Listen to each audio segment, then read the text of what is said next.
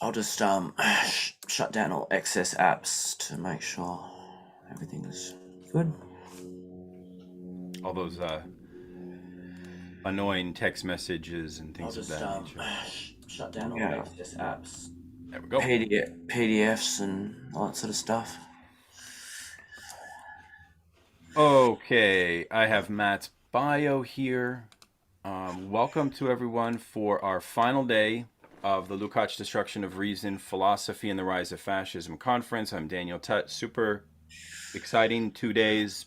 Really excited to bring this to a close today with three great presenters and what promises to be another lively debate and discussion. Um, the co-organizer, Matthew Sharpe, originally was going to play the role of making sure that we don't get taken over by right-wing crazies. I'm playing that role now.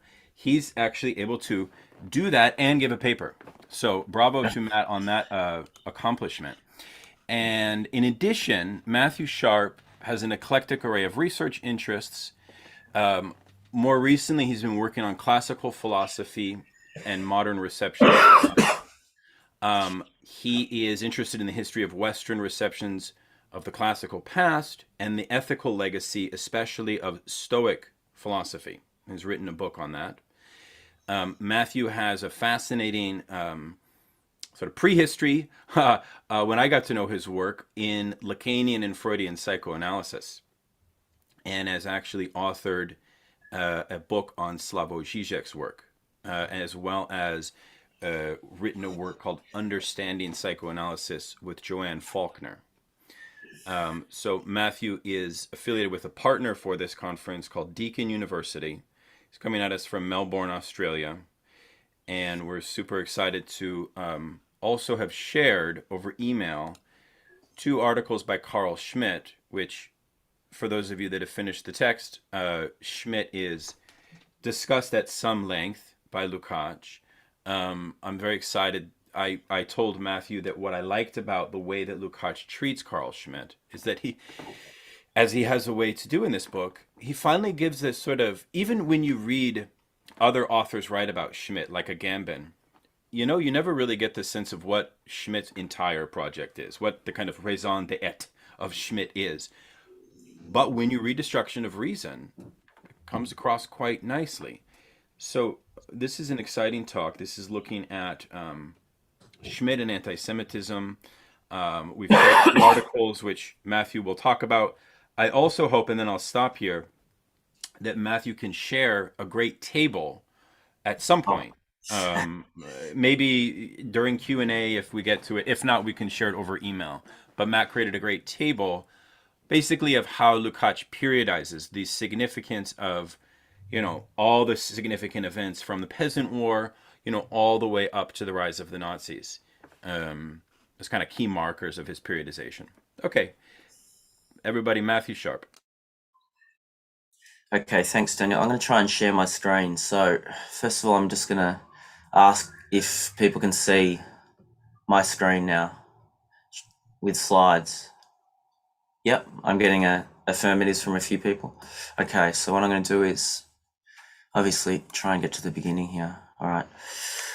Okay, so first of all, I want to really thank Daniel for being the really the motive for this conference, and obviously for taking the lead in organising it. And it's just been, as I was saying to him, really refreshing, I think, to be able to discuss a thinker like Lukács, who certainly in my experience of working in Australian philosophy, Lukács is really not a presence. And to the extent that he is, he's sort of dismissed in ways we've touched upon.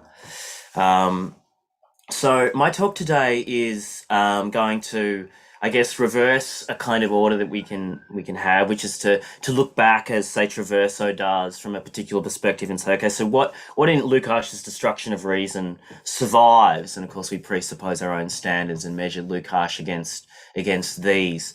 I want to reverse it and say, okay, so what would Lukács think of the contemporary philosophical situation? And I want to use as a test case the materials that have become available particularly obviously Martin Heidegger's materials, notably the Black Notebooks, but in fact, since 1998, we've had a steady stream of Heidegger's Nazi era works, his lectures in particular, and seminars. But also letters have been published, including most recently, as far as I know, letters to his brother that have increasingly allowed us to paint a picture that wasn't previously available to scholars. And also with Carl Schmitt, there has been also since 1990 the notebooks and then the diaries in the early 2000s in German.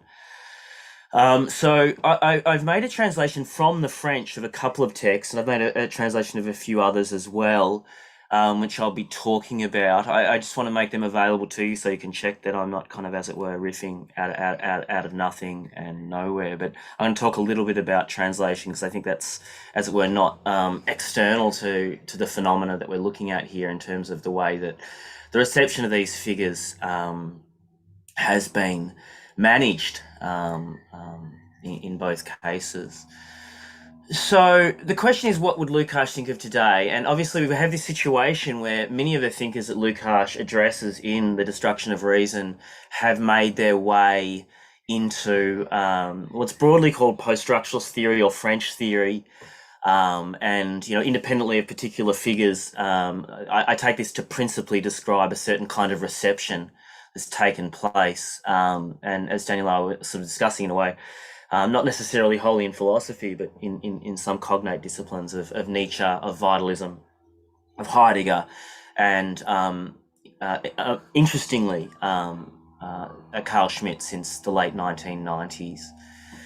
So I want to sort of look at that that situation through Lukács, I guess, and through The Destruction of Reason. And I want to take these cases of Schmitt and Heidegger because I think they're particularly potentially troubling, depending on how you feel about this, of course. And some people have a very different response, as we'll discuss.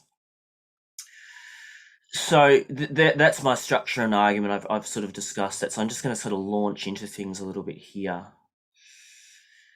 Okay, so in writing Destruction of Reason, Lukács was already aware of several of Carl Schmitt's most extreme expressions of Nazism. He cites Schmitt's infamous August 1934 article, "The Führer Protects the Law," which justified Hitler and his henchmen's extrajudicial killings of the SA leadership in June of that year.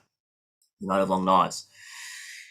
He justifies this as an exemplary political action by the Führer in an exceptional situation of the kind Schmitt had, of course, been stressing since the early 1920s, which showed, as he puts it, the new Germany's will to distinguish friend and foe, so he's using key categories, and also, of course, to cast down what he calls the false idols of liberalism in a great spiritual warfare.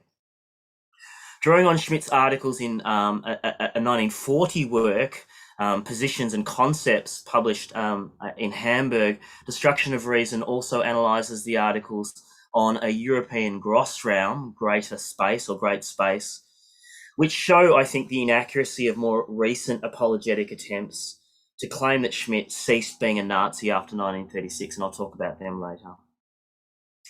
In the German and French languages, at least, however, we can now certify much farther the extent of Schmitt's embrace of the role of what Lukács already calls a member of the intellectual SA and SS, and the extent to which Schmitt embraced a fanatical anti-Semitism, with the Jew being the total enemy, all rationalised in the terms of his celebrated critiques of liberalism and its neutralisations and depoliticisations. So Schmitt's October the 1st, 1935 article in defence of the Nuremberg race laws, entitled "The Constitution of Liberty," argues that for the first time in centuries, the concepts of our constitution have become German. For through the errors of our ancestors' liberal conceptions, the German substance and the voice of the German blood remained unrecognisable. It's almost surreal to read in Schmitt's far longer November the 28th, 1935 article on National Socialist Legislation, the Reserve of Public Order in Private International Law, the jurist's defence of, quote, "the measured restraint of the racial legislation on marriage and the legislation on the health of marriage, with its concern about possible Mischling offspring, that is, half Jewish, half Aryan, considerations which he describes as specifically proper to the thought of race, and again, using a key category based on the Entscheidung, the decision of the German folk in favour of its own folk. So the nadir of Schmitt's intellectual collapse, however, is undoubtedly the October the 15th, 1936 article, The German Science of Right, juristic science, legal science, in its struggle against the Jewish spirit. Schmitt lauds the work of jurors in the colloquium that they had shared on this subject and expresses the hope that this work will save the honour of legal science as a real contributor to Nazi discourses on race by showing, quote, the following: Jewish law appears as the deliverance of chaos, the strange polarity between Jewish chaos and Jewish legality, between anarchist nihilism and positivist normativism, between sensualist materialism and the most abstract moralism, is now present in our eyes in such a clear and concrete way that we can base future legal work on this fact, namely the scientific discovery of our Congress, also decisive for the research on the race soul, which is a category that we know from Destruction of Reason is introduced by Chamberlain. German legal libraries should be cleansed or purified of Jewish authors on the basis of an exhaustive list of all Jewish authors which needs to be compiled. Lest students face any confusion, all Jewish authors should now be referred to with the epithet the Jewish scholar Strauss, the Jew Freud, etc., like a literary yellow star, which is a practice that Schmitt honours in his 1938 book on Hobbes, with Mendelssohn and others. The German mind, simple and upright, needs to recognise the essentially parasitic nature of Jewish intelligence, and that no German as German can, quote, see inside the soul of a Jew. Schmitt closes the article by citing the Führer's inspired claim in Mein Kampf that in fighting the Jew, he is doing the Lord's work. Quote, I keep repeating my prayer urgently. Read in Adolf Hitler's Mein Kampf every sentence concerning the Jewish question, especially its developments on Jewish dialectic. What experts have exhibited in our Congress in the course of many scientifically remarkable speeches is stated there with simplicity, in a way accessible to all Volksgenossen, and in an absolutely exhaustive way.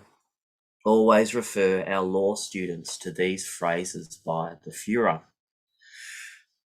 Schmitt's post-war glossarium, published in the early 1990s, I think 1990 or 91, maybe 92, are his notes from 1947 to 50. And they underlie what the publication since of his diaries from the 19-teens confirms: the existence of a lifelong, almost visceral Jew hatred, which at times seems to have shocked Schmitt himself.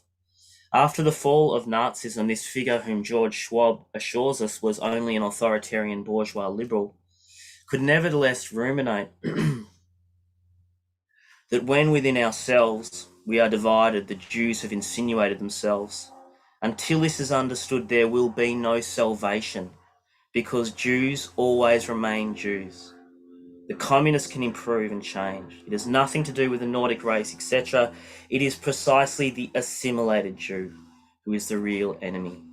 This inner enemy we'll see with Heidegger as well. It makes no difference to demonstrate that the slogan of the Elders of Zion is a forgery. So historical fact is not of relevance here. So we see a marked irrationalism.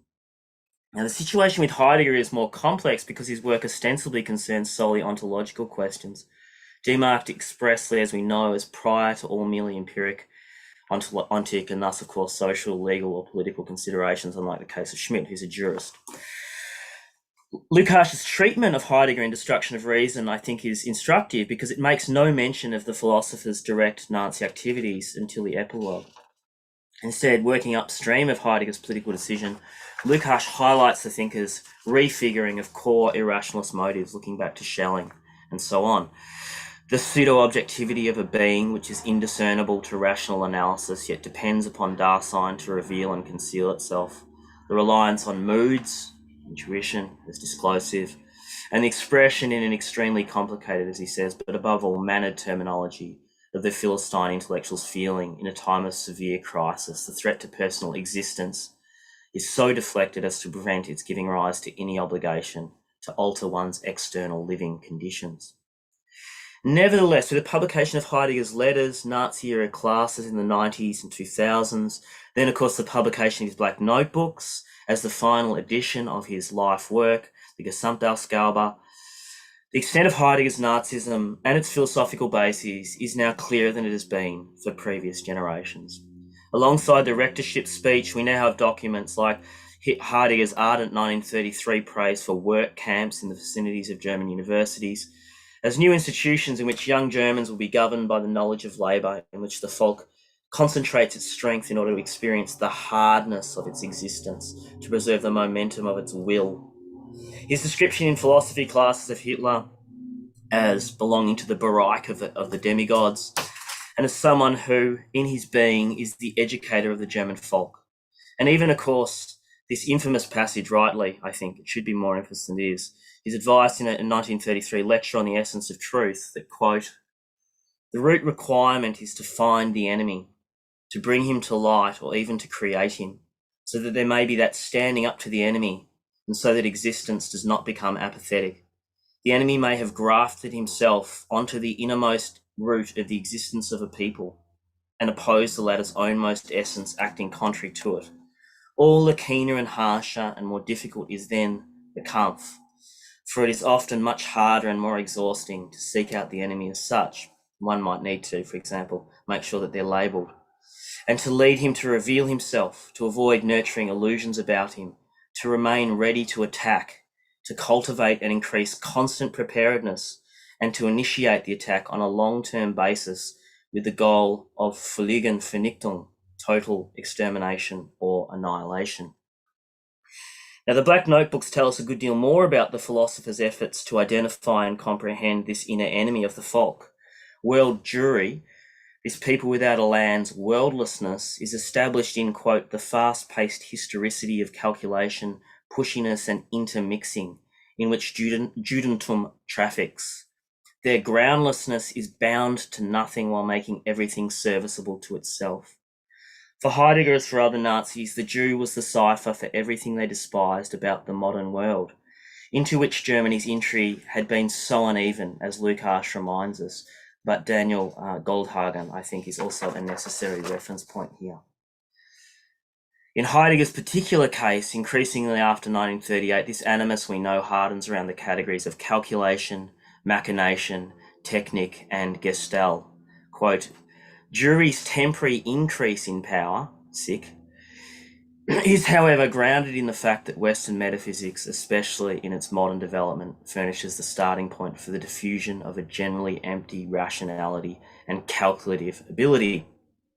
As always, Heidegger thinks that his ontology alone can fathom the deep hidden truth about the enemy, which Hitler and the ontical National Socialists are unable to think. Quote, that the question of the role of world Jewry involves the specifically metaphysical question about the kind of humanity that without any restraints can take over the uprooting of beings from being, capital B, as its world historical task.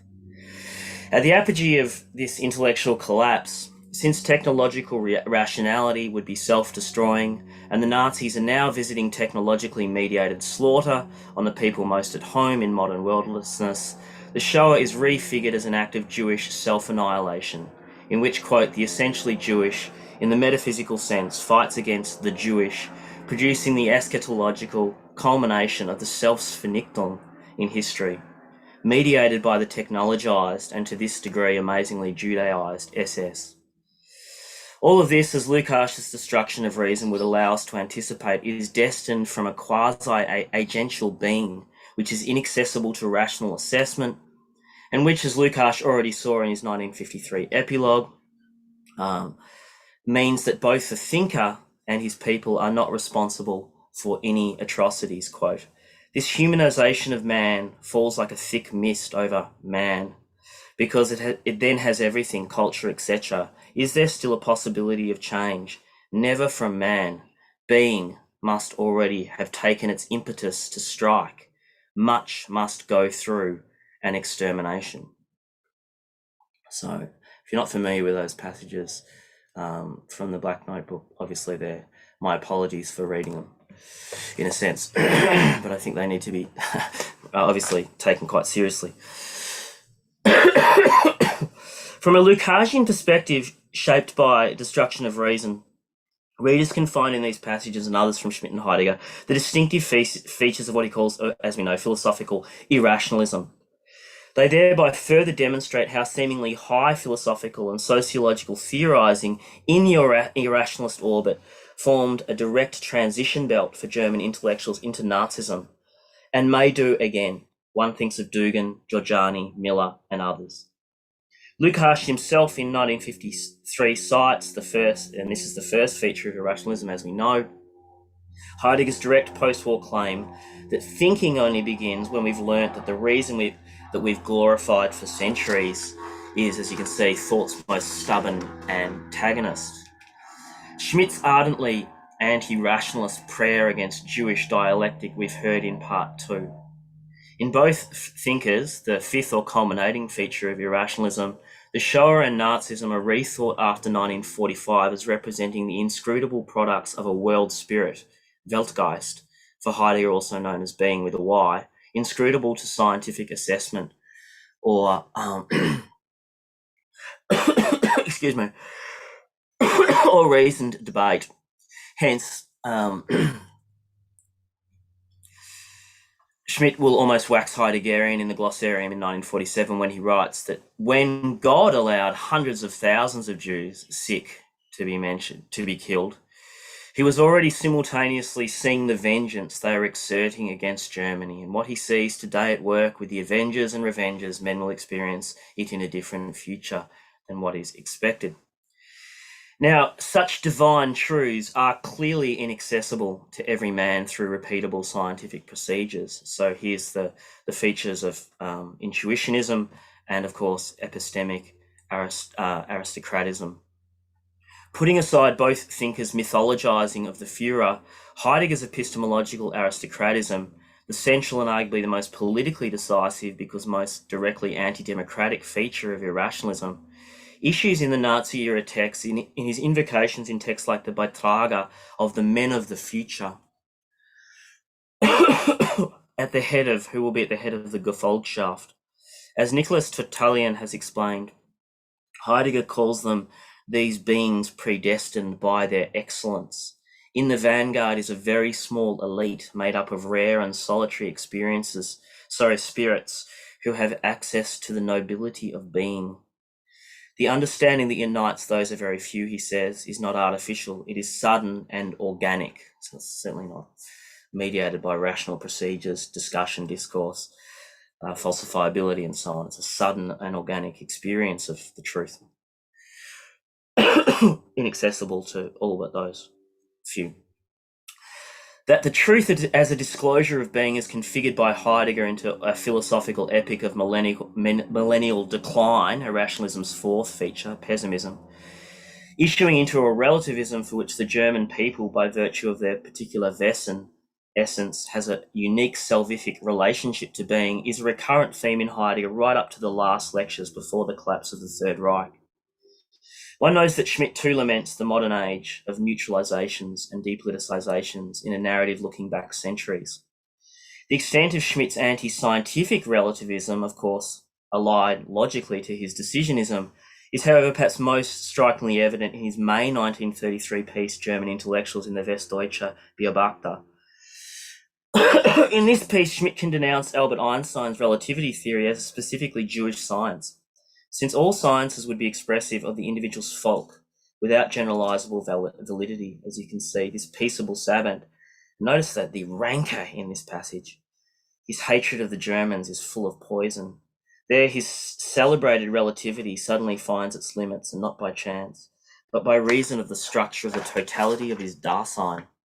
For precisely when Einstein speculates as a relativity theorist on atoms, it is apparent that he remains bound in every fibre, including every fibre of his brain, to the people to whom he belongs, and to the political situation of his people. So a completely politicised understanding of science. Why then, we have to ask, have the thinkers of the post-structuralist or the theory generations, so discerning in showing how liberal or Marxist theorists participate in regressive forms of thought and prejudice, been so widely silent concerning the Schmittian and Heideggerian texts published since 1990, and so little concerned to access all of the Schmittian texts which have been available in the German language since 1933 and make them available for public discussion? In Schmitt's case, his ascent to theoretical popularity as a supposed defender of agonistic pluralism, Chantal Mouffe et al., or an indispensable thinker of the state of exception and international law during the War on Terror, Giorgio Agamben et al., occurred in the years surrounding the millennium, so after the Glossarium, and around the same time as his diaries were being published in German. As far as the author can tell, since the Black Notebooks appeared in German, 2014 to 15, there have been a small number of conferences globally on Heidegger, anti-Semitism and Nazism, 2 edited collections in English, 1 edition of Heidegger Studies with English language articles, 2021, and 2 monographs by Adam Knowles and Elliot R. Wolfson, plus translations of works by Peter Trauny and Donatella Di Cesare. In each case, it has been a small, lesser-known and widely maligned group of French scholars, led by Emmanuel Fay in the Heidegger case and Yves-Charles Zarka, who have been at the forefront of locating, translating, publishing, and critiquing the relevant texts outside of Germany. So this is, I guess, the part of the paper that's most uncomfortable. It would not be wrong, I believe. I mean, as far as I'm concerned, Schmitt and Heidegger, it's what do we do? That's the issue. It would not be wrong, I believe, to say that the widespread attitude concerning Heidegger after 2014 seems to have gone from the no longer defensible pre-1990s denial that anyone as great as Heidegger, note the epistemological aristocratism, could possibly have been so vulgar as to have been a Nazi or anti-Semite, to a yawning so what, after what we had so long strenuously denied could be possible was shown to be indisputably real. The kettle was never broken. When we got it, it was already broken, and besides, we returned it back to you whole. No one should be surprised we are now asked to accept that the coincidence of the ostensibly most profound philosophical or juristic theorizing and its utility to rationalize the most unregenerate, utterly common racialist mythemes. If you read Goldhagen, nothing that Schmitt and Heidegger say except the language is unusual. True, attempts to rework old apologetics in the face of Heidegger's notebooks and letters continue beyond an appeal to the beleaguered Denker's monumental greatness, aristocratic epistemology, and its inscrutable decinal erring, Irrationalism's 5th feature, that's Trauny's position. We sadly admit that our hero probably wasn't a stand-up guy, and this is also a key concessio in the Schmitt blanchissement. But Heidegger's personal Hitlerism and anti-Semitism, it is argued, has nothing to do with his thinking. Or else we quarantine the Black Notebooks, admittedly stressing materials about the metaphysical significance of world Jewry, or the entire Black Notebooks as private, despite Heidegger's choice to publish them as the Omega to his Gesamtausgabe. In Schmitt's case, despite his arguments as early as 1929, that the plebiscitary democracy he favoured based upon a homogeneous population was more consistent with Mussolini's fascism than Weimar liberalism, despite the celebrated purpose of his Weimar-era work being exclusively almost to show up the fundamental decrepitude and illegitimacy of liberalism, despite Schmitt's enthusiastic castigation of Weimar liberalism as early as 12 March 1933 as, quote, an alien and hostile legality to the German folk, whose protection of individual rights was a safe conduct letter for criminals. Apologists still assure us that Schmitt's pre-1933 concern was to warn endangered Weimar liberals about the wolves they were letting in through the parliamentary gates. Faced with the historical evidence we now have available, following a broadly scientific model, you would expect a widespread scholarly re-examination of the normativity of Heideggerian and Schmittian thought, following the appearance of so many new texts which challenge older assessments. Whereas Lukács, we know, was clear about the politics as early as 1952.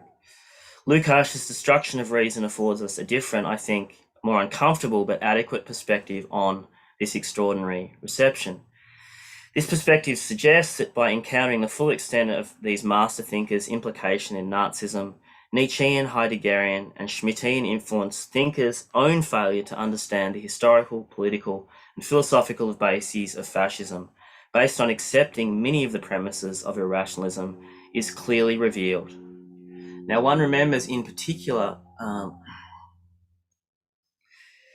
that after the appearance of Victor Farias's Heidegger and Nazism in France in 1987, the first apologetic line was that the later, post-1935, anti-humanistic, anti-technological Heidegger was not a Nazi. For Nazism, as Heidegger would have diagnosed, was a humanism. Okay, Nazism was a humanism, and product of Western metaphysics since Plato, not of German irrationalism since Schelling. Yet we now know that the idea of a post-1935 anti-Nazi Heidegger is historically unsustainable. As for Heidegger's later rethinking of Nazism as a humanism, this obfuscates the Nazis' hostility to the very idea of a shared humankind, which, as Chamberlain says, suffers from the severe weakness that it does not exist. Or as Schmitt as ever brutally puts it, he who says humanity means to deceive.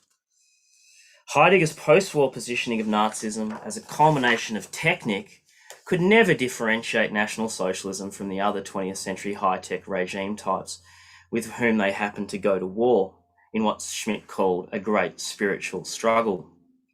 And of course,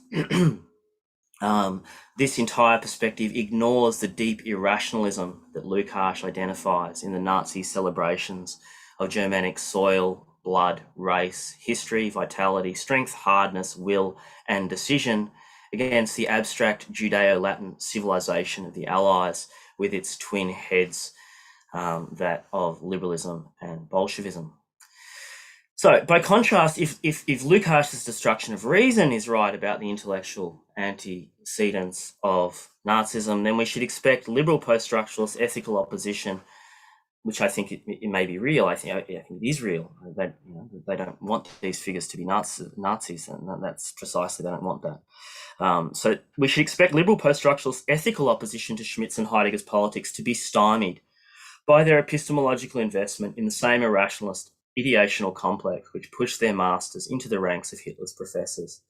With Lukács, what seems clear is that so far few post-structuralist thinkers have hesitated when pushed to choose between rethinking their irrationalist premises, what Lukács calls right-wing epistemology, epistemological aristocratism, anti-Demitism, intuitionism, decisionism, and relativism, or continuing to deny the imbrication of Heidegger's and Schmitt's political decisions in their thinking. Instead, that lowering of scholarly standards Lukács sees as necessary to the devolution of philosophical irrationalism has been put strikingly on display, modelled by the originals and then reproduced by the apologists. So I've got about 5 minutes to go. I've finished about 40 minutes past. So consider that, I've got my slides out of order. Consider that someone as eminent as Ted Kisiel, a Heidegger scholar, has called the publication of Heidegger's Gesamtausgabe a scandal. Kisiel is thinking of cases like the simple suppression of passages, such as Heidegger's 1936 claims in the Nietzsche lectures, which caused huge influence in France. These passages redacted, removed. Claims about Hitler and Mussolini as leaders of counter movements against nihilism working in the Nietzschean legacy. 1936-37 claims about democracy as the historical death of Europe. 1940 claims about the metaphysical significance of the motorization of the Wehrmacht and its victories over the nation of Cartesianism, all simply removed from post-war editions, only to appear in later editions of The Last Hand without comment or notification. Now, it's interesting that in Destruction of Reason's epilogue, Lukács quotes Karl Löwit, who'd already seen this operating in 1953. At issue is a retrospective falsification of Heidegger in the 5th edition of Was ist Metaphysik, where he reverses his claim about the dependence of beings' disclosure on entities. And Löwit queries with reason, what would you say of a theologian who claimed on one occasion that God may well exist without a creation, and on the other that he could never exist without it? How do we account for the fact that a linguistic thinker who weighs his words as carefully as Heidegger makes such a radical change to so crucial a passage? Comparable scholarly anomalies and absences attend Schmitt's post-war self-presentation. So take the continuing argument that Schmitt, after 36, is critiqued by the SS publication Das Schwarzkorps, and apologists claim that this shows that Schmitt was not one Nazi intellectual amongst a great many engaged in certain kinds of intellectual, factional, and career struggles, but never a Nazi at all. Never a Nazi at all, and in fact a target of Nazi oppression.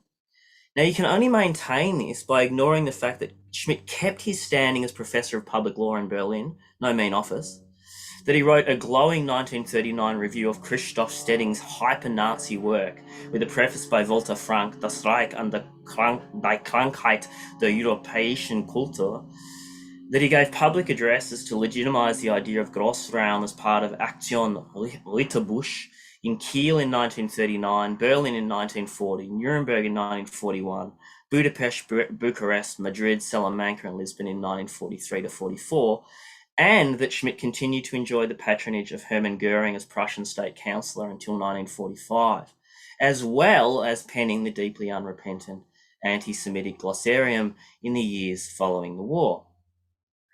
Then there is the fact that none of the texts that I've translated here, or indeed the troubling glossarium, has appeared in print in English for the consideration and debate of Anglophone scholars. And this, of course, as we know, at the same time as Schmitt's militant anti-universalism and decisionism is being presented as a profound value-neutral insight or set of insights to scholars and students who often know very little of the relevant history and nothing of Schmitt's thinking concerning the Jews as the real enemy. So here's an example. In French, there was the publication 2003 of Ex Capitata Salos, which is Schmitt's 1945 to 47 ruminations. In a 350-page apologetic commentary by A. Dorimas, our guide reproduces some 230 fragments, amounting to nearly the entirety of Schmitt's 1947 to 50 reflections, the glossarium, which are not translated in French. Nevertheless, as Dennis Trierweiler has noted, in doing so, he somehow manages to omit all of the passages of the glossarium in which Schmitt expresses his radical anti-Semitism and suggestions that the criminality of the Nuremberg trials equals or exceeds that of the Shoah. As a result of this, the journal Cité in French took the extraordinary step of translating these passages in their chronological sequence, a text which amounts to 30 pages, which Doremus had omitted. So the previous passages about the assimilated Jew as the real enemy, whose removal alone can make salvation possible, or about God's omniscience in seeing the vengeance of the Jews, even a lucid play on the Israelites that Schmitt proposes continue to govern the post-war edition, dispensation, all of these are simply removed, unmentioned. Then there are such reversals of victims into persecutors, as Schmitt's 24th of April 1949 advice to himself. Don't imagine help from such humble schemers when the assassins of Christ persecute you, this time in the name of Christ and posing as victims of Christian persecution in order to collect 300% of compensation. Little wonder that Doremus's assessment is that Schmitt is a classical thinker who we've happily, since the 1980s, been able to dissociate from his alleged anti-Semitism and that entire Nazi thing. There can be no disagreement from the French reading population, because their access to the relevant text is being denied, including by M. Doremus himself. Again, Lukács, as we've shown, the intellectual scope of the polemic of irrationalism, the chance of absorbing within the system of ideas at least some reflections of reality, however distorted, will shrink continually by dint of social necessity. Hence, a fall in the philosophical standard, while specific intellectual factors remain constant, is inevitable. So I'll finish there. I do have conclusions, but I guess they won't be surprising. I think it might be better, Daniel, to open this up for questions, queries, discussions, polemics. Great. So let me unshare. How do I unshare? There you go. Cool. Thank you very much, everyone. Thank you so much, Matthew. If you go to the share screen at the bottom, you click on the little arrow, and then it should say,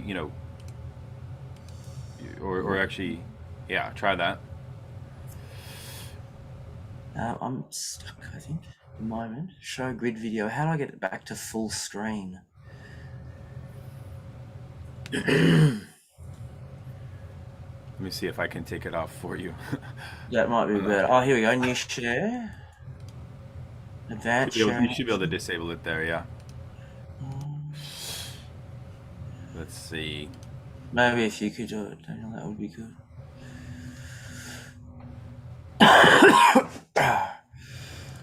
Oh, no. Okay, how do I do this? There we go. No, you're still doing it. Stop share. Bang. Got it. Aha! All right. Nice job. Very nice job.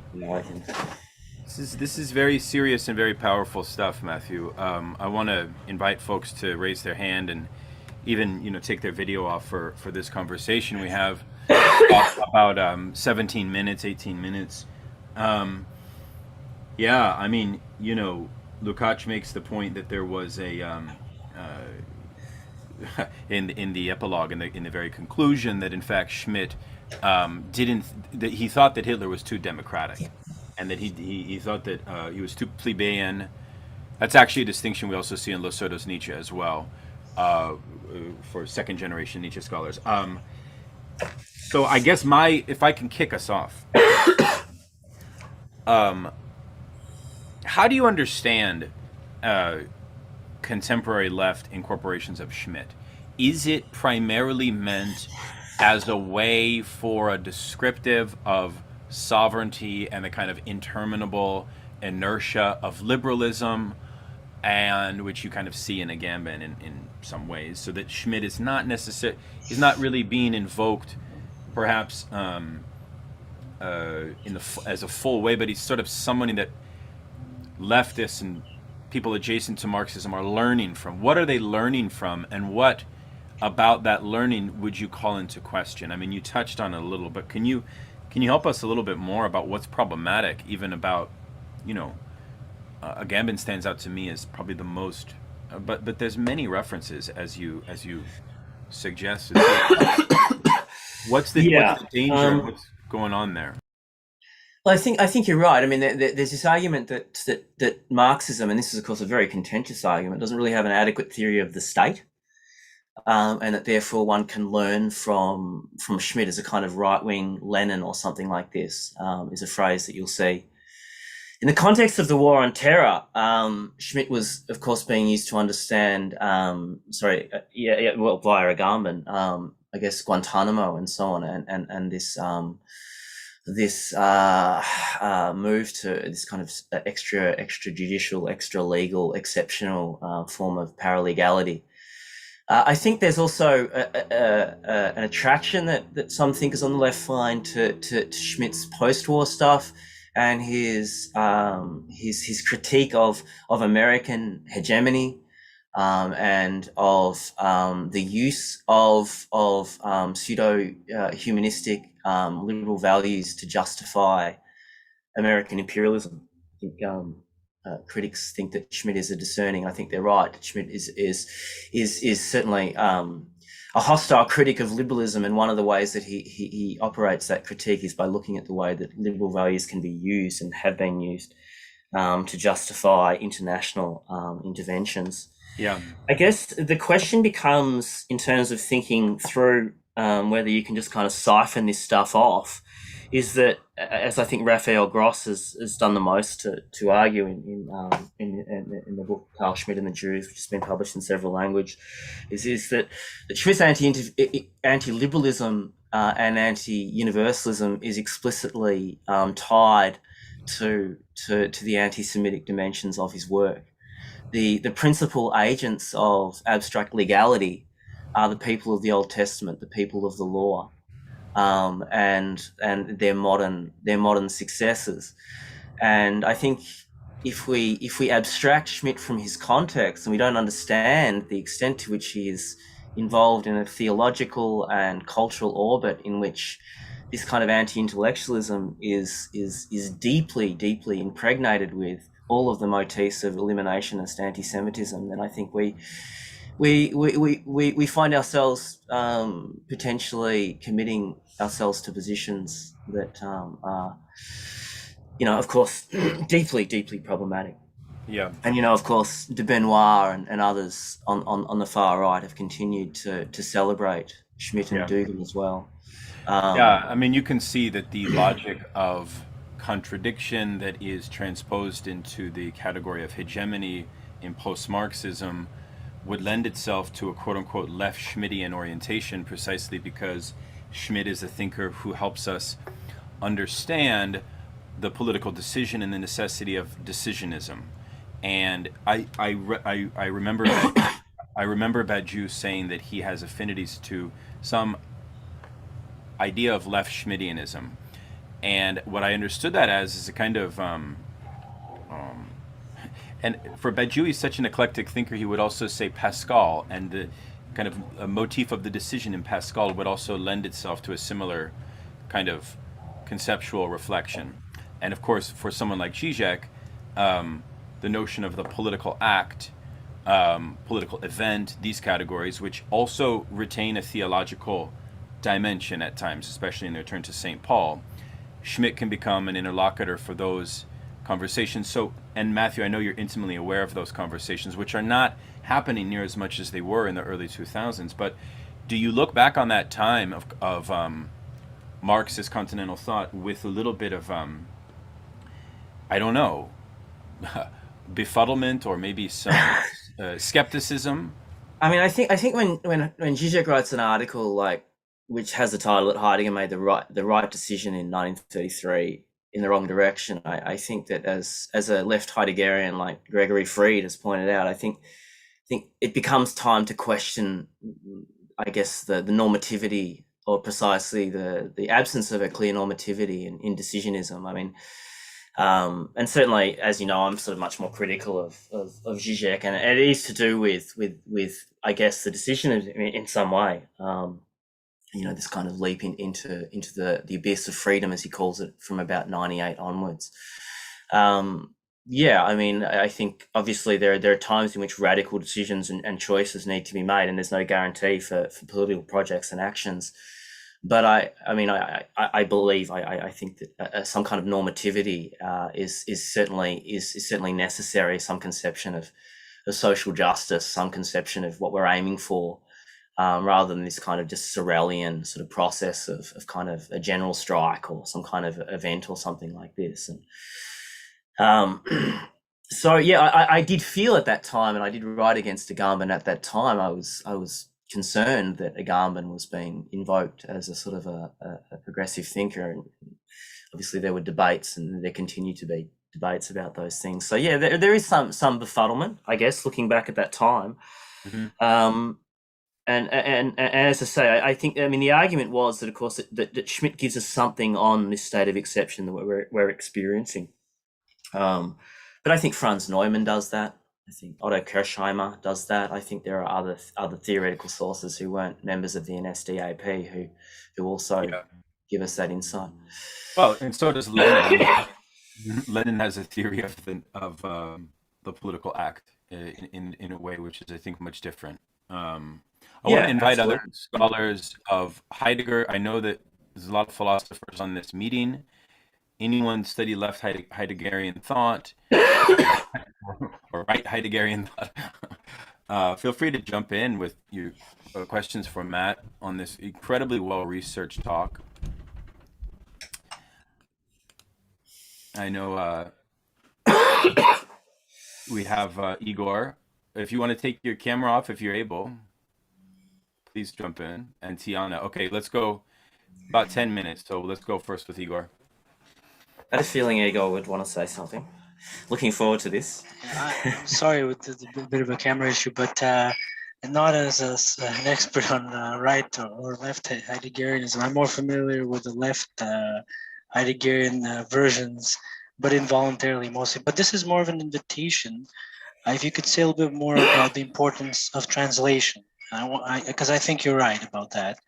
The importance of translation, the challenges of translation, and the way it could be deployed as not as a counter history, but as a counter interpretation of a hegemonic position when it comes to interpreting thinkers like Heidegger and especially Schmitt, because you're quite right there.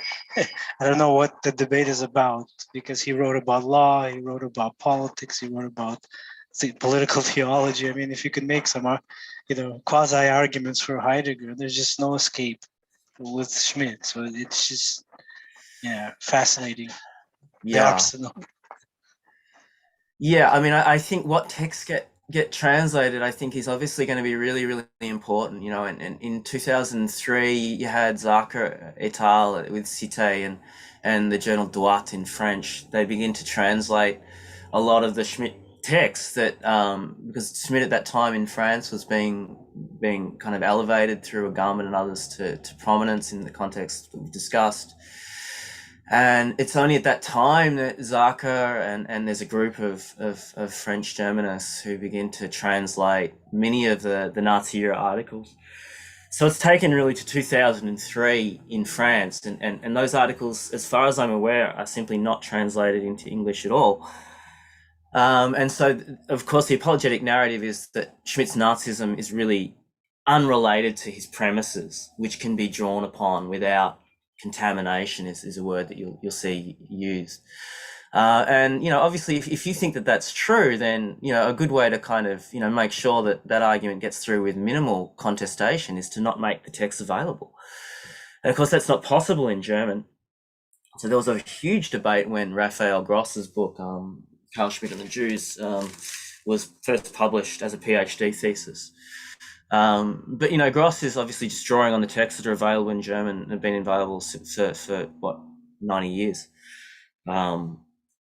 But as I say, I'd really like to be part of a project to get these texts into English and discussed, because I think what's really clear, as Gross and Zarka and others demonstrate, is there's no sense in these articles that Schmitt's not drawing on the decision, friend and enemy, state of exception, the political.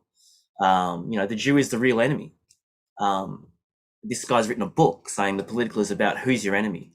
Show me who your enemy is and I'll show you who you are. Well, Schmitt's enemy is the assimilated Jew. So who is Schmitt? According to Schwab, Bendersky and others, well, he's kind of a radical sort of, constitutional theorist. He's a bit of an authoritarian, probably wasn't a nice guy. And I put it to you that that's very contestable. But a lot less contestable if you don't know the text. Because they're not available in your language. Fascinating. Want to invite Tijana for our final question to jump in, please. Okay, thank you, Daniel, and thank you, Matthew, for what I think is a really important and not nearly enough debated subject. Although I am aware that it's very difficult, and that possibly not even these debates would contribute to engagement with Schmitt in such a way to say what is it that we are learning from Schmitt. So they're different things. I guess I had one comment and then one question, because I would like to hear your kind of take on that. The comment was related to the question of the Jew as the real enemy, and I think in the most recent book, or the text that he didn't finish, David Graeber actually argued that the Schmitt's principal enemy was actually Bakunin, anarchism, and so on and so forth. But in Schmitt, like in Heidegger, there is the idea. So there is the amalgamation, as in Nazism, of Judeo-Bolshevism, and hence it is a perfect, how can I put it, a perfect tools, as it were, to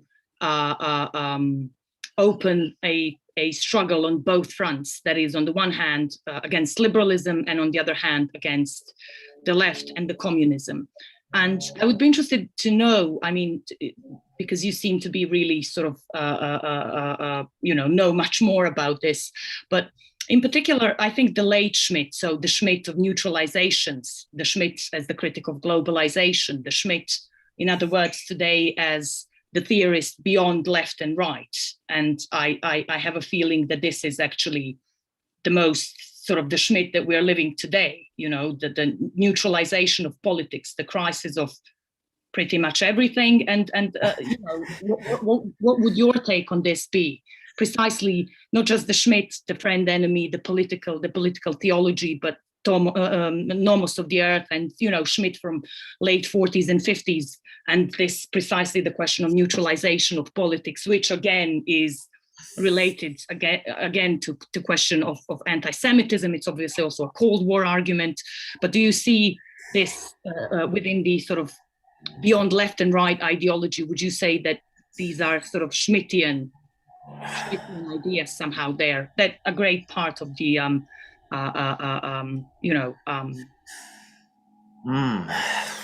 Wow, this is a huge question you asked, Tijana. I'm not sure I have my head fully around it. I mean, this idea of beyond left and right, I think, is really a provocative one. You know, obviously it's come up in different contexts. I mean, sort of, there was a Blairist version, but there's also a de Benoirian version, you know, which I think is probably closer to something like the Schmittian position, you know. I mean, when you read that work that you're discussing, the Nomos, and there are various other texts that are written in the 40s. A lot of that text was actually written during the war and then only published in 1950. This idea that once you have a position of moral universalism, Schmitt's going to argue that this commits you to an imperialistic kind of globalist position, which is going to mean that war is going to become police action. And, you know, I think as a descriptive category of how various actions that we're all familiar with over the last several decades have been undertaken, although I don't think Iraq is a good case for that, because in the case of that was the case of America breaking free from the global kind of institutions which were meant to enable international cooperation and so on and so forth. But you can certainly see that this has a certain descriptive validity. Whether this discredits human rights, whether this discredits moral universalism, whether one can argue that all forms of moral universalism commit you to aggressive imperialism rationalized by reference to human rights, which is what Schmitt's position seems to imply, I would strongly contest, and Habermas and others have contested. You know, there's a great line in Franz Neumann where he says, you know, once we've worked out that universal ideals can serve imperialism, we've got to oppose imperialism. You know, we don't have to oppose universal rights. That's in Neumann's Behemoth. And, you know, I think Neumann is a fantastic critic of Schmitt in that text and elsewhere. So I hope that's something like an answer.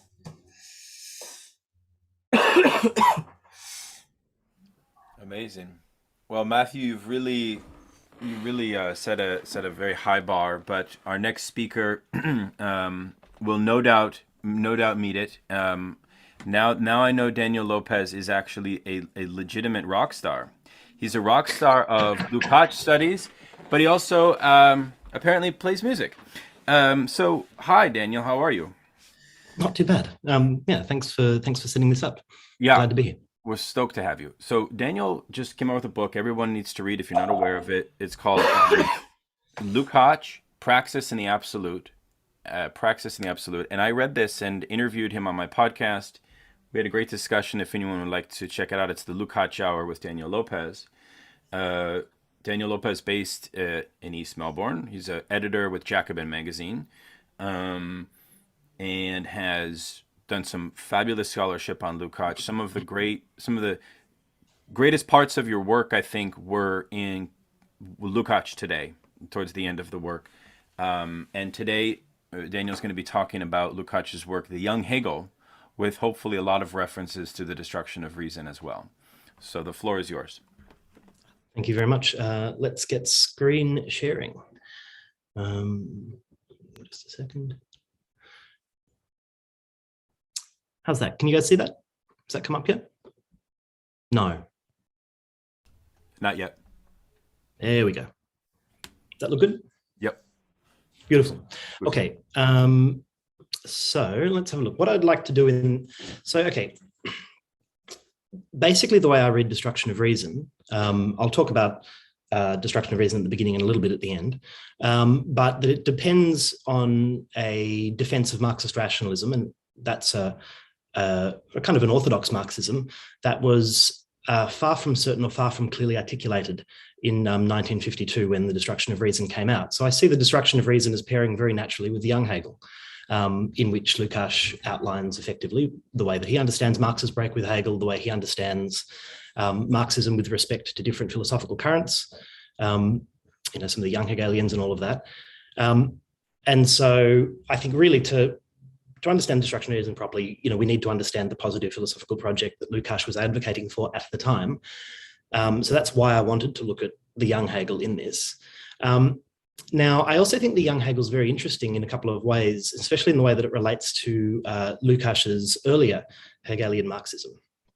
And so what I wanted to do in the first part of this talk is sort of chart his changing position on Hegel from the 1920s to the young Hegel, which was published in 1948, but he finished the manuscript in 1938, which is interesting in and of itself that there was a decade between completing it and it coming out, which probably speaks to the intellectual atmosphere in the USSR. He wasn't game to bring it out.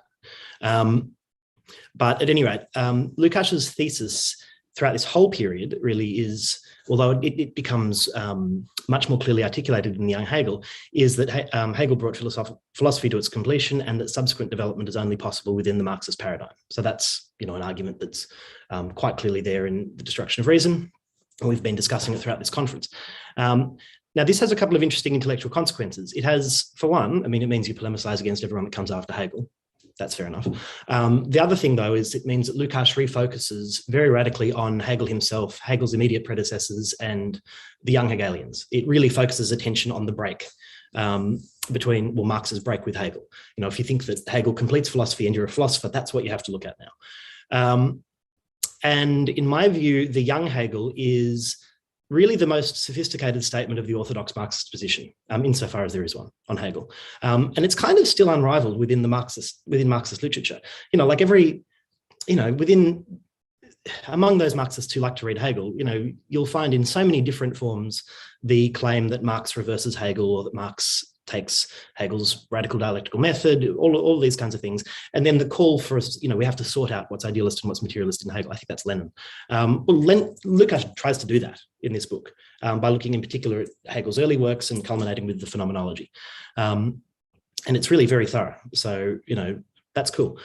Now, that said, I am going to argue, this is where we get to the critical Marxism part of it, that Lukács, the limitation is that he is still within Orthodox Marxism, and there's only an implicit reference to critical Marxism within it. And this, I think, means that he is still within the neo-Kantian paradigm, although in a more dogmatic way than those people he criticizes in Destruction of Reason. That said, I think there's a very strong, and as far as I can tell, completely unnoticed philosophical attack on Stalinism within the young Hegel. So as much as Lukács was concerned with combating irrationalism on the right, I think there's a case to be made on the basis of this book that he was interested in combating irrationalism on the left, or the kind of hyper-rationalism of Stalinism, which becomes like a positive bureaucratic religion. You have to read that against the explicit words of the text, because he is writing in the USSR, so he can't just come out and say, yeah, Stalinism's fucked up. But I'll make a case for this reading later on. Cool, so let's get into it. Okay, so I wanted to start with a relatively little-known 1919 essay by Lukács. He's very, very enthusiastic in this essay. It's an absolute banger, and it's really the most radically Hegelian statement of his, that in existence. Like, he sort of comes down from this position in History and Class Consciousness. But the thing that makes this essay very radical is that, for one, and I think this was noted in the first day, Lukács doesn't so much want to associate his defense of, he doesn't want to absolutize the dichotomy between materialism and idealism. He thinks that is relevant. He does discuss this in the young Hegel and elsewhere, but this isn't the main frame that he wants to use to criticize Hegelian philosophy or affirm Marxism. There are other things going on there. So I think it's interesting to note that emerges even in this very early Marxist essay of his. But then the more interesting and radical thing is that Lukács effectively says, Hegel's problem is that he thinks that history can be solved, or that we can achieve the identical subject-object via the spheres of absolute spirit, which are religion, art, and philosophy. Lukács says, no, that's not radical. That leads to a kind of a contemplative consciousness. Instead, the proletariat itself has to become the self-consciousness of history. But for that to be actualized, the self-consciousness of history has to come about. So class consciousness itself has to be made conscious. And he's also quite clear. He said, he argues that this can't be the work of a privileged intellectual class. It has to be the proletariat itself that does it. So in a way, like, I see this as his philosophical program for the 1920s, to render class consciousness conscious of itself. This is the point of history and class consciousness. Whether or not it works, well, you'll have to read my book. But it didn't happen in reality. No one liked it. But what can you do? So the picture changes and becomes more complicated in history and class consciousness. And this is really just a bit of a summary. There's all sorts of little things in history and class consciousness that are kind of fascinating. Footnotes, it's worth paying attention to the footnotes as well. But to summarize Lukács's position on Hegel in that, he recasts the antinomies of German idealism. So, we're talking about things like form and content, freedom, necessity, you name it, all of those. He argues that Hegel rethinks these rationally to their highest and most developed level, and Genesis, logic, and the absolute become the highest terms. Now, Genesis is the comprehended conceptuality of history and the historic development of our concepts. So the point of view of Genesis suggests that our concepts are always within development, and that they have to be comprehended within their historical period and within their interrelationships. And this pushes towards logic, which is an argument for the dialectical development of categories within a totalizing system. So these are the two key dichotomies that are at the apex of Hegel's system for Lukács in history and class consciousness. And then the reconciliation between these two is the work of absolute knowing, or philosophy. So the problem is that the problem is, of course, the subject of this of Genesis. And as Lukács writes, to discover the site from which to concretely exhibit which we is the subject of history. That's what we need to do. For Hegel, that's world spirit. And this, in Lukács's opinion, condemns Hegel to the antinomies or the dichotomies that he wanted to overcome. There's a quote there, but I've already made the point, really, that Hegel thinks that this is the work of absolute spirit or absolute knowing. So the point then for Lukács is for Marxism to pick up where Hegel left off in a whole series of different ways. He, of course, in this text affirms the classical argument that Marxism must take a revolutionary method from Hegel, and must criticize his idealism. And importantly, Marxism here has to break with philosophy itself. Let's have there's a number of dimensions to that, but do I have it in my notes? At any rate, the point of his break with philosophy is that philosophy represents the highest actualization of reified thought in history and class consciousness. It's inherently contemplative, and it's inherently bound to the distinction between, or dichotomy between, the individual and the universal. So the point of view of philosophy by itself can only prepare the ground for discovering a collective subject-object in history, but it cannot do it itself. So he reaffirms Marx's break with philosophy. There are a couple of other elements to this as well. So when Lukács talks about the subject-object of history in history and class consciousness, it's a very common and very, very basic misunderstanding to think that the immediate proletariat, or the proletariat as it is in a more or less unconscious or ideology, under the sway of ideology, is the subject-object of history. But this is just a clear mythologization, and it also excludes the political content of history and class consciousness. The point of history and class consciousness is to chart out a whole series of mediations between the immediate social being of the proletariat and their class consciousness. So the class consciousness of the proletariat is posited as a imminent trajectory of class struggle. Precisely because it's not yet actual, the party has to intervene in dialogue with the proletariat to help this be actualized. That is, the actualization of class consciousness is praxis, and that's revolutionary transformation. That's the moment of insurrection. This is the point of history and class consciousness. And again, this is really just a summary of what I argued in my book. I'm saying this because it becomes important for understanding how the young Hegel is different in terms of Lukács's development and within Marxism, in a way that the young Hegel represents an orthodox Marxism rather than a philosophy of praxis Marxism. But at the same time, there's, this is important for his criticism of Hegel. So, instead of transforming any other particular concept into the absolute, like, for example, labor, Lukács is very wary of, he's got a section where he criticizes humanism, like naive humanism, for turning it into an absolute, as it's an immediately given concept in bourgeois society. So again, this is like it's an absolutely historicist account of the development of the subject-object. Now, the final thing I'd like to say about this is that it concentrates our attention on the questions of the past, future, and present. And I'll read out a quote that I didn't put in the slide. As long as man concentrates his interest contemplatively upon the past or future, both ossify into an alien existence. And between the subject and object lies the unbridgeable pernicious chasm of the present. Man must be able to comprehend the present as a becoming. He can do this by seeing in it the tendencies out of whose dialectical opposition he can make the future. Only when he does this will the present be a process of becoming that belongs to him. And only he who is willing and whose mission it is to create the future can see the present in its concrete truth. So this is the achievement of philosophy of praxis Marxism in Lukács's account of Marx himself vis-a-vis Hegel. That said, Lukács does generously suggest that within Hegel, there is a reopening to concrete history, both in the phenomenology of spirit and in the philosophy of right. So, at the end of the philosophy of right, there's a return to world history, but in particular, Lukács argues that the phenomenology of spirit should be read as the more radical text and is against the Hegelian system. Anyway, this is his position on Hegel in History and Class Consciousness. You can see the transforming position take place over the late 20s and into the 30s. To be clear, he changes his position under duress. I mean, he loses the political fight in 1928. He stops doing active politics, but he's a profoundly honest intellectual. So insofar as he changes his position, I just think we need to read the arguments and the changing position as an expression of his intellectual integrity. You can situate that historically, but to say that he was acting under the pressure of Stalinism is true, but there's still a clear-cut logic to it. Now, in some of his writings from the late 20s, and in particular in the new edition of Lassalle's Letters, which again is in Tactics and Ethics, you can really see his turn toward researching Marx's break with Hegel, and in particular the young Hegelians. And it's interesting how some of the terms start to change. But even so, as you can see in the first quote that I've brought out here, he does identify Marx's breakthrough with identifying the age of proletarian revolution. That's interesting, because later on it won't be exactly the same point.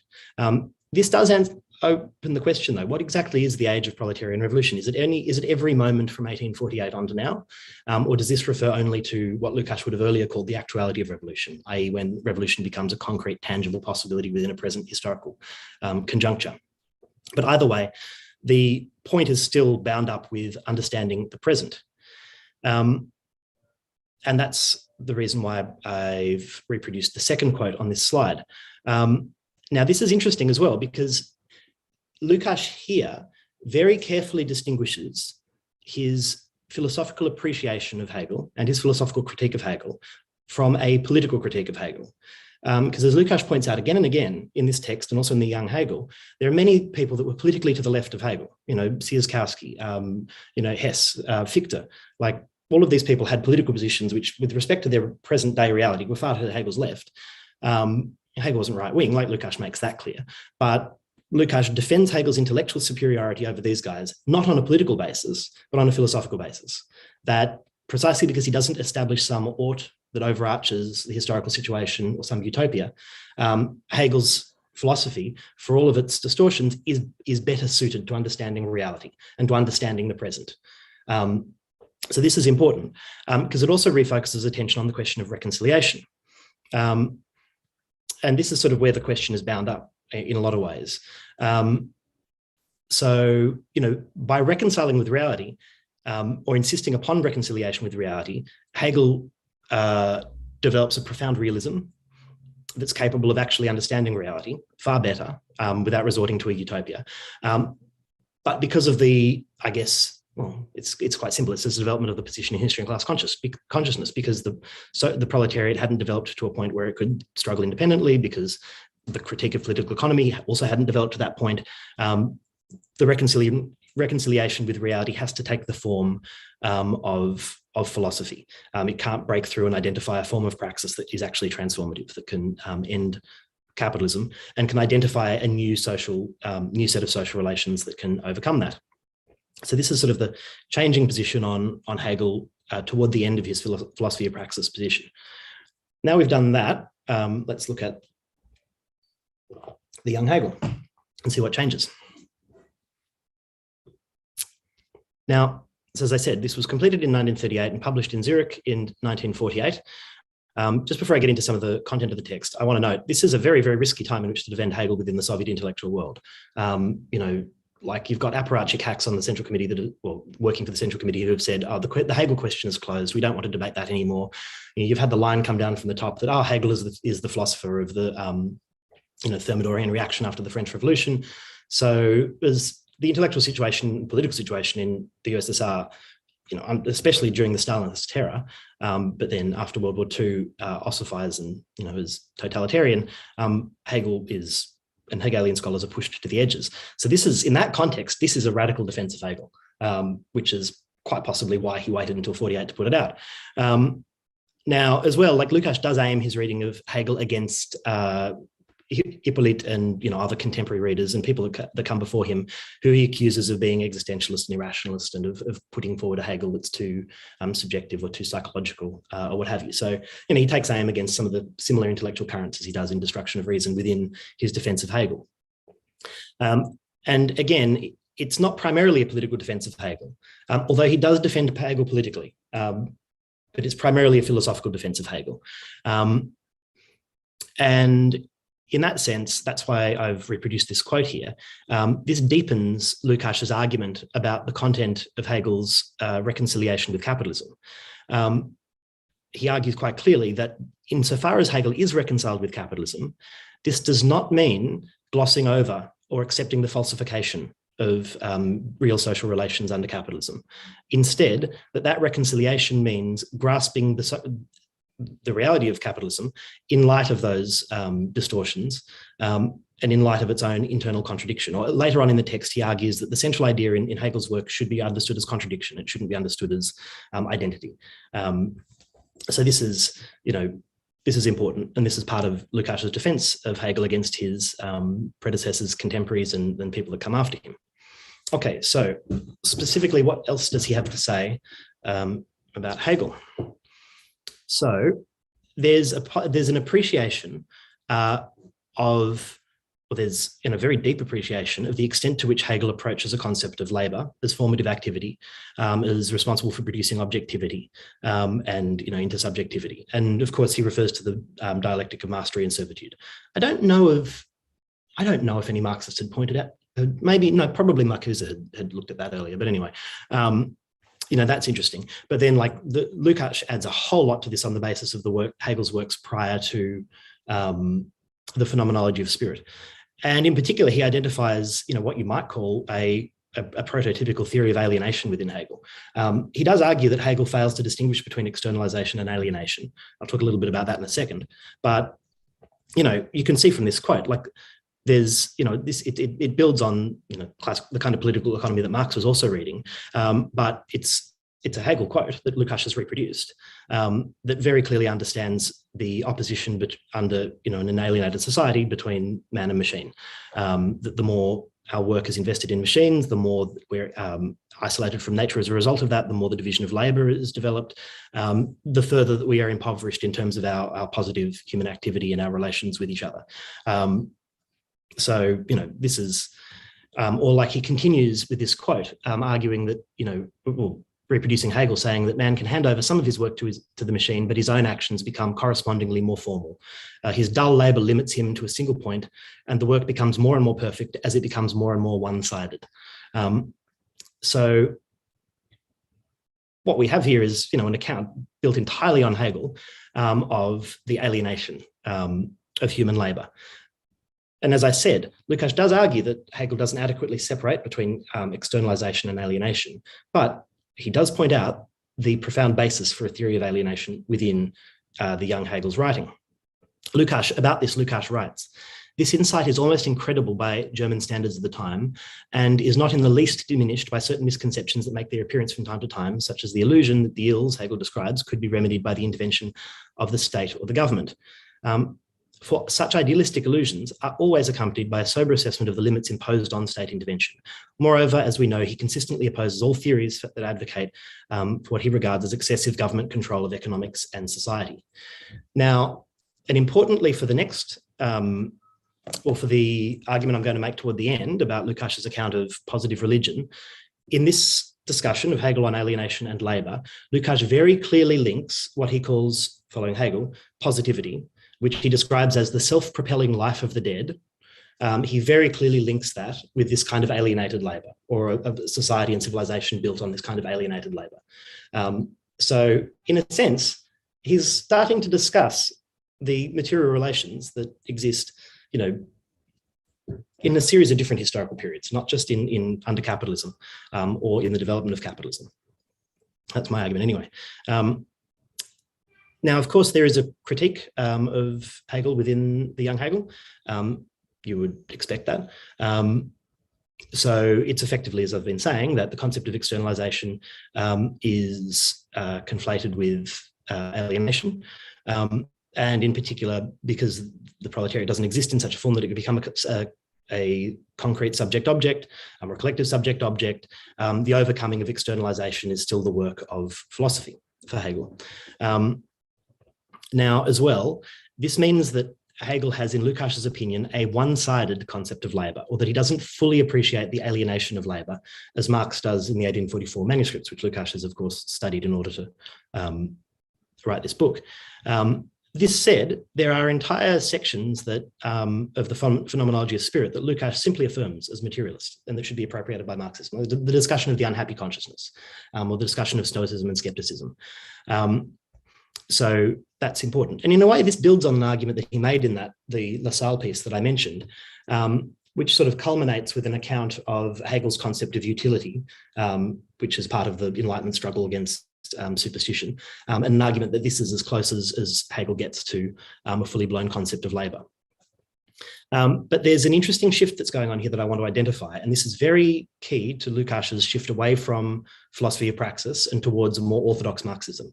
Instead of tying the overcoming of alienation with the actual subject, the actual praxis of a subject-object, now it's tied with an understanding that labour is the transhistoric species of being of humanity, and this is known through its alienation and through the critique of political economy. So instead of tying up his position with an actual historical event, I think, you know, history and class consciousness is a philosophy of the event in a lot of ways. This is a more orthodox Marxist position that, well, the social being of the proletariat, the alienation of its labour, and the critique of political economy are the preconditions for a viewpoint which overcomes the limits of, he identifies in Hegelian philosophy. Cool. So because this is inaccessible to Hegel, Hegel's only option is to reconcile things intellectually within philosophy. That's, you know, something I've been saying.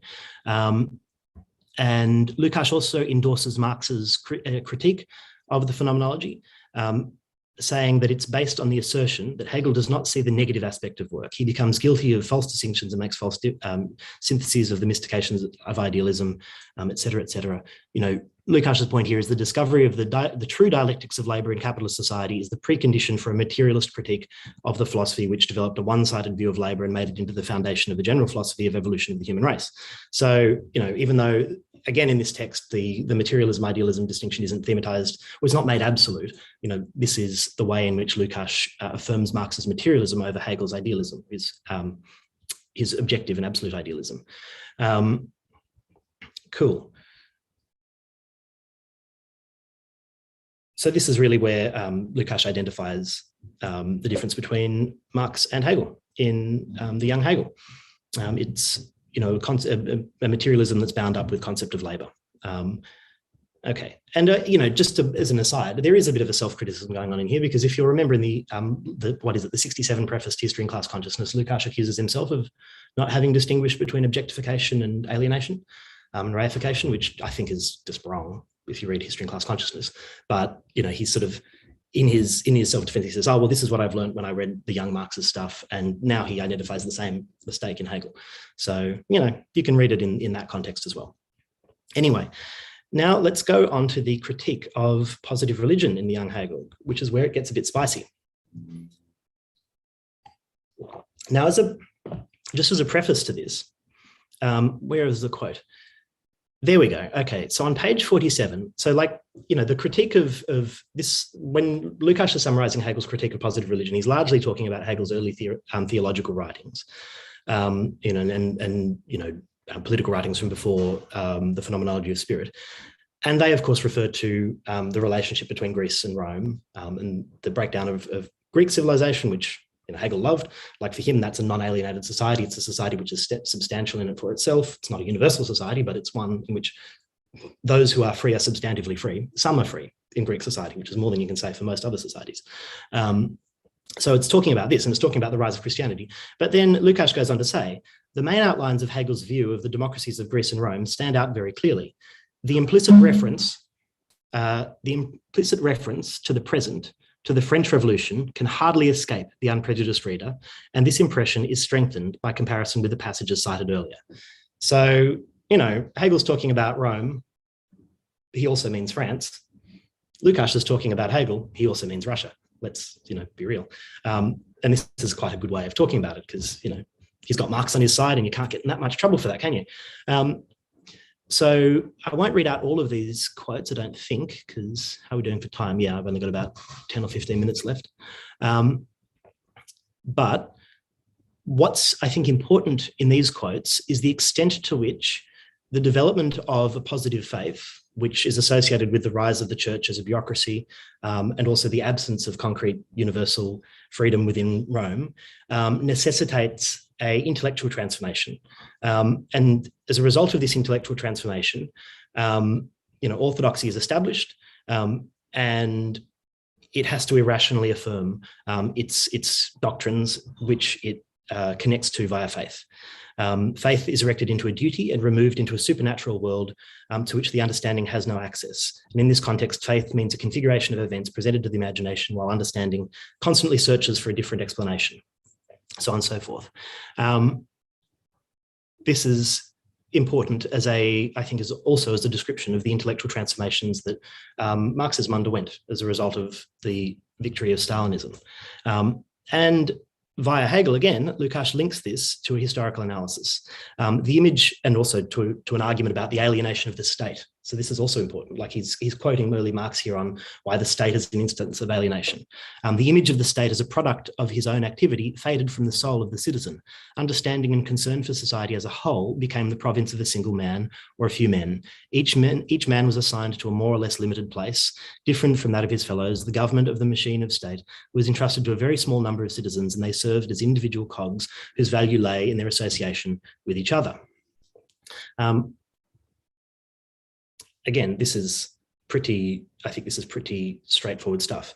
And interestingly, usefulness. The state relates to its subjects on the basis of their utility. All activity and all purpose is referred, I'm sort of summarizing another Lukács quote here I have in my notes, is referred to individuals.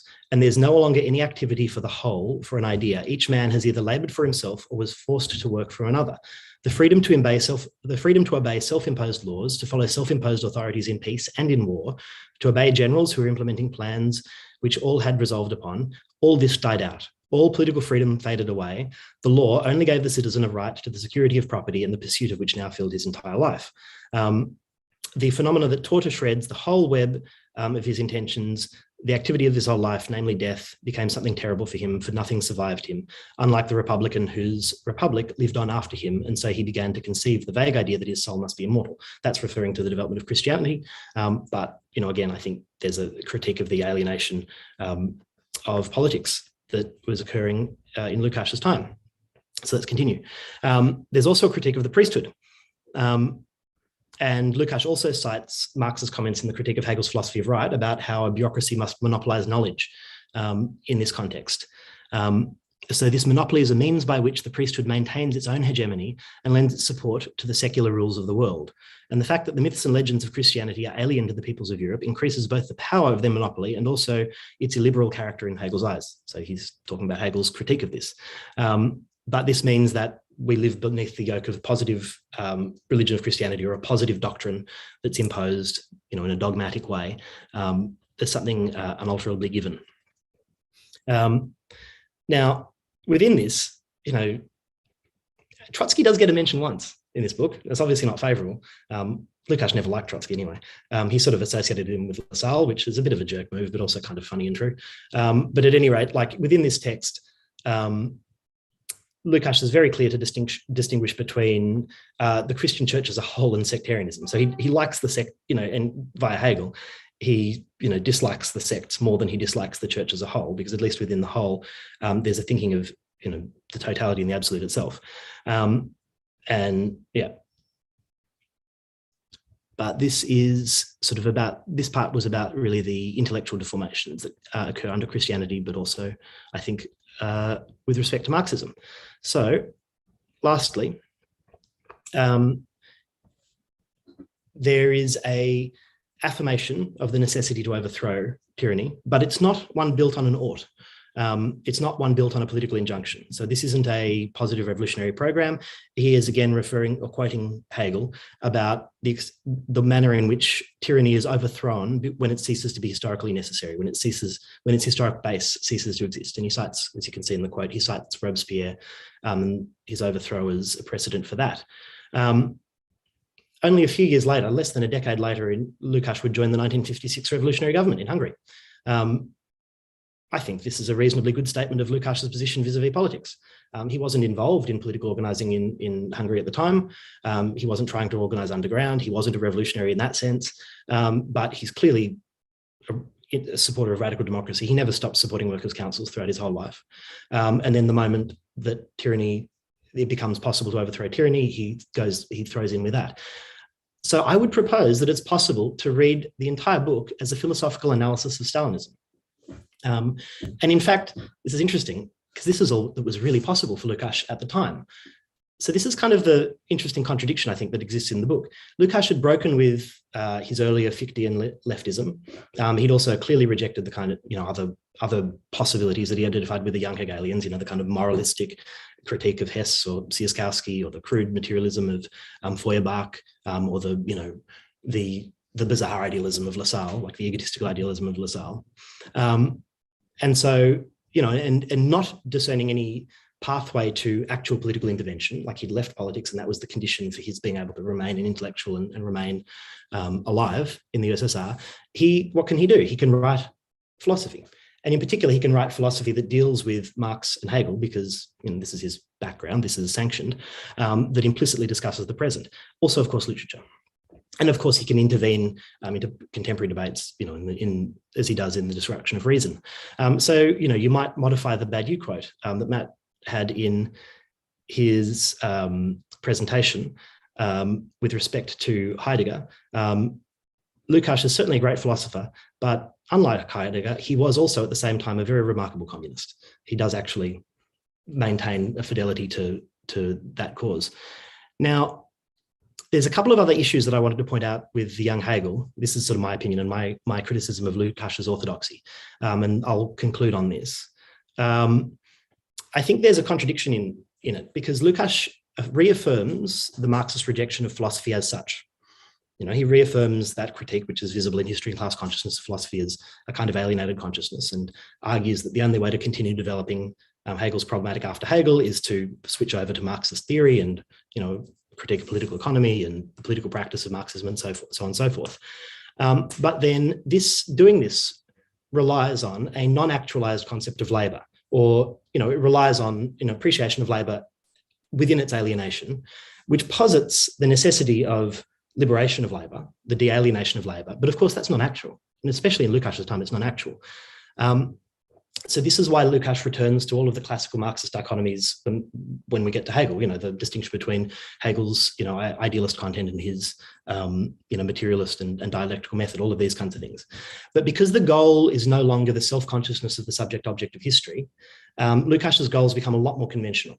At the end of the book, he calls for the ongoing critique of Second International Marxism. Cool. Yeah, I guess we need to do that, sure. But also, more importantly, I think, the claim for labor is dogmatic. And this is, I sort of said before that, you can see this as within the neo-Kantian paradigm.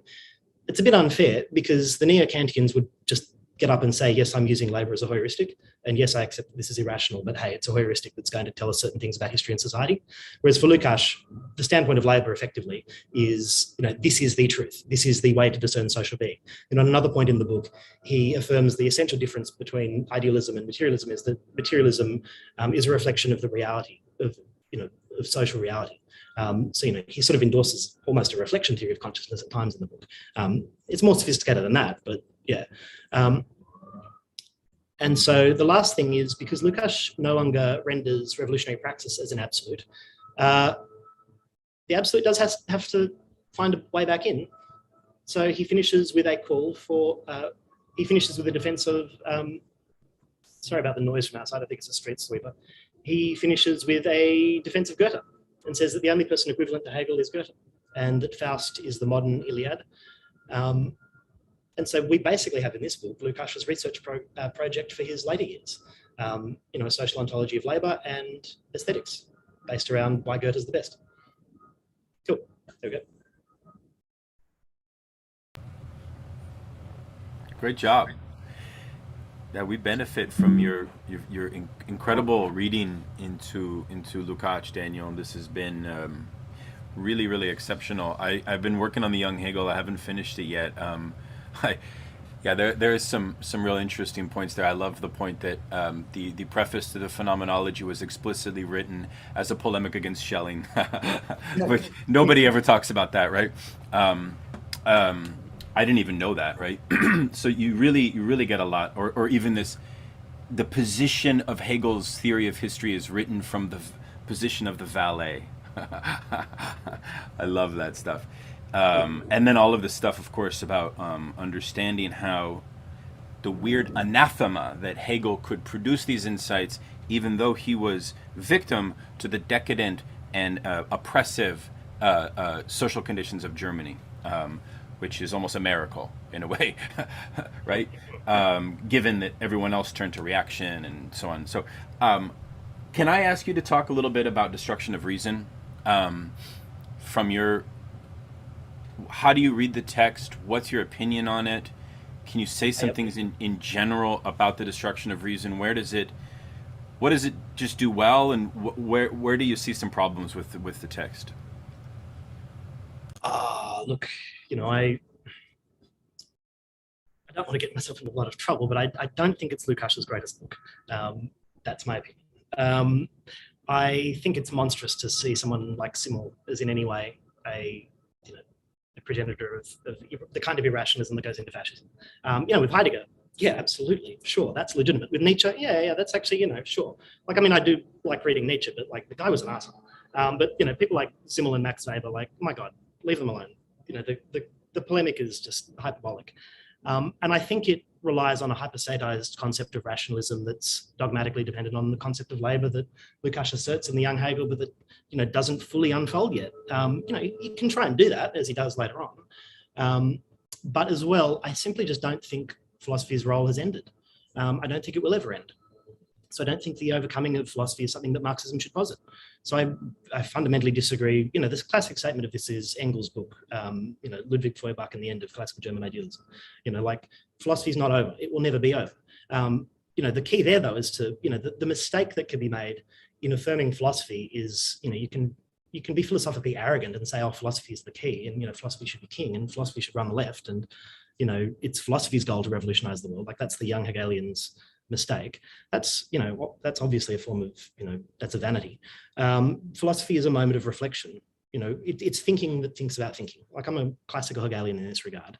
So philosophy should be allied with Marxism in the sense that philosophy can offer Marxism a space in which to think its own conceptuality, right? And this means assessing philosophers on the basis of philosophy rather than on the basis of politics. Like, I'm entirely for being honest about their politics, and then it's a tricky question to see how their politics relates to their philosophy.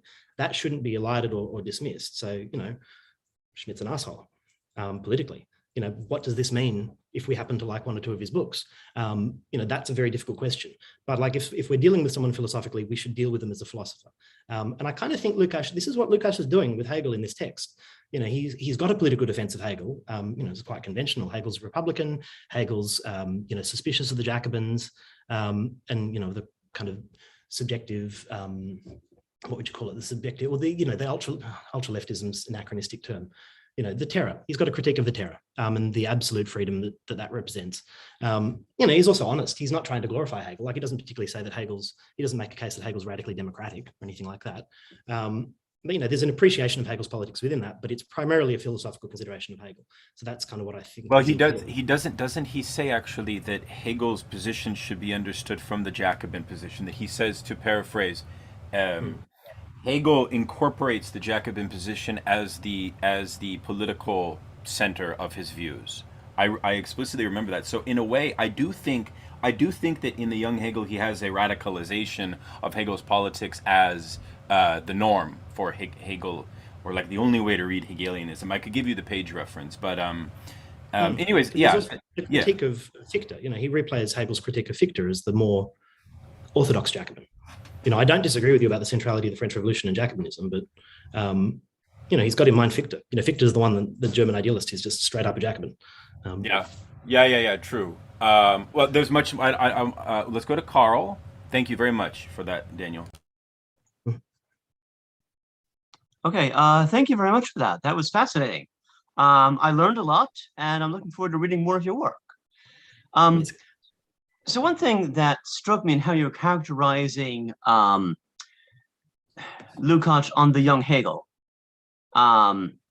is how much that reminds me very forcefully of what Marcuse says about the young Hegel in his Reason Revolution. So I guess one question is, if you're familiar with that text, what would you think would be the relevant differences? As well as, is there even a possibility that Marcuse may have actually seen the manuscript for young Hegel and basically plagiarized or cribbed from it? On that, the second one first, I don't think so, because like Marcuse was not in, Lukács was doing all of this in Russia. He was working at the Marx Engels Institute. Okay. So he'd already emigrated by this time, and I guess by that time, Marcuse when did Marcuse emigrate? Yeah. I don't know exactly. Emigrated to the States in what, like 33? 33, pretty early on, yeah. Yeah, and Lukács is well and truly buried in the Marx Engels Institute in 33. Like, I think he goes, from memory, I suspect he goes to Russia in 1930. But yeah, in a way, like the young Hegel does build on some arguments that are within Lukács's 20s work. So, Marcuse knows all that quite well. Look, it's been a long time since I read Marcuse's book, so I can't talk about it in a lot of detail. But on your first question, I suspect the key difference is that Marcuse wants to maintain a fidelity to some form of philosophy of praxis. So he wants to identify forms of praxis which can, continue the radical burden that with which Lukács invested the praxis, the proletariat, in 1917. So he's less interested in a kind of an orthodox Marxism, but that's based on, having read the thing like at the start of my PhD, which is like 7 or 8 years ago. So I could be quite wrong. Yeah. Okay, that's helpful. Thank you. I appreciate that. Okay, we'll go to Darren. Great talk, Daniel. My question is about Lukács's reading of Hegel's philosophy of right. Can you say a bit about that reading in general? Because I think the important point about the conflict between idealism and materialism, as Lukács reconstructs it, is he's trying to, in the young Hegel, he's trying to come to grips with what the nature of the critique of political economy and Marx's breakthrough is. And insofar as he does that, there's a move to say, well, there's a constitution of political economy as a science.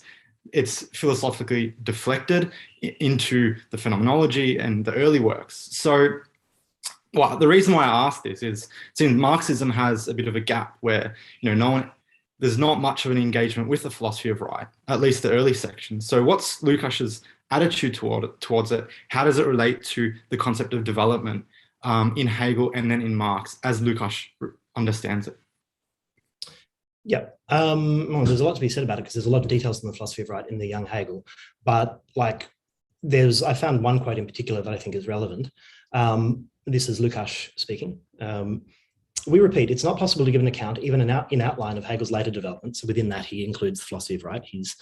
This is a rhetorical strategy. He wants to stop with the phenomenology, but he still does say things about the philosophy of right. And he wants to do that because the early stuff is clearly much more radical, and he doesn't want to, expose himself to all these other things. However, it is sufficient for our purposes if we quote the very explicit statements contained in the preface of 1820 to the philosophy of right about the relation of philosophy to the age, by way of contrast with the preface of the phenomenology. Hegel thought the phenomenology, he thought of the phenomenology as a guide to a completely new world in Lukács's estimation. Whereas later he gives an entirely opposed picture of the relation between his philosophy and the present, even though it's operating from the same methodological base. So, and he has in mind there the famous statement in the preface to the Philosophy of Right about philosophy not giving instructions to the world, about coming after history, as reconciliation with that content, whereas he's saying the phenomenology is a much more radical text than that. In terms of the substantive stuff he says on Philosophy of Right from memory, basically like it's because there's no completed, because political economy hasn't developed to a point where Hegel can have a clear account of classes. Instead, he has to come up with other collective categories like the estates, basically. So it's a crude theory of classes, which can't reconcile its essential problem. It can't reconcile the essential contradiction within, a property owning society. Well, there's the account of property is extremely close to the account of the commodity, but it's not an account of the commodity, not yet. So that's another example. And then also because Hegel's profound realism, he knows, he's kind of a reformist who knows limits of reforms. That's kind of, the assessment. And this is just something that can't be solved, in his day. So that's the limit that Lukács perceives in Hegel's Philosophy of Right. He praises its realism. He always praises its realism, because better to be a realist, that contributes to a, genuine understanding of the world than, a naive liberal or something. And then of course there's the reopening of history at the end of the book, which Lukács praises again. World spirit comes back in. So, again, I think that's a credit to Hegel's realism, that his reconciliation is never a glorification or a idealization of bourgeois society.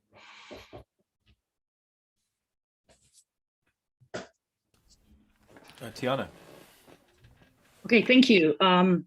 Thank you, Daniel. I kind of enjoyed your talk. And if I'm not wrong, at the beginning, you announced more neo-Kantianism in Lukács, that you see even this later phase as a neo-Kantian, and then you sort of didn't quite develop that. So that's my first question. I'm very sympathetic, I guess, to that kind of reading. The second question is not, to defend, but in effect to defend the destruction of reason, which fine. I mean, we can have differences in opinions that, is it a good book? How good of a book is it? But I'm wondering, does Lukács really present Simmel the way you sort of said he does? Is it more that Lukács actually distinguishes between philosophies which are directly reactionary, that is philosophers, and those that have a reactionary function? And the difference between the two is actually quite important. And I think that he, in relation to Simmel, does the second thing. That is, there are objectively reactionary philosophies and philosophies which at one point have that particular function. Now, why am I asking this? Because it seems to me, and I would like to sort of see how you relate this to the young Hegel. Lukács is writing in The Destruction of Reason, not just about philosophy, but he's writing about intellectuals. And he's very clear, very clear. The subject of the book are intellectuals and the position of the intellectuals in one historical period. He says that intellectuals are the class who don't, they don't participate directly in the productive process, and hence have a different relationship to the totality.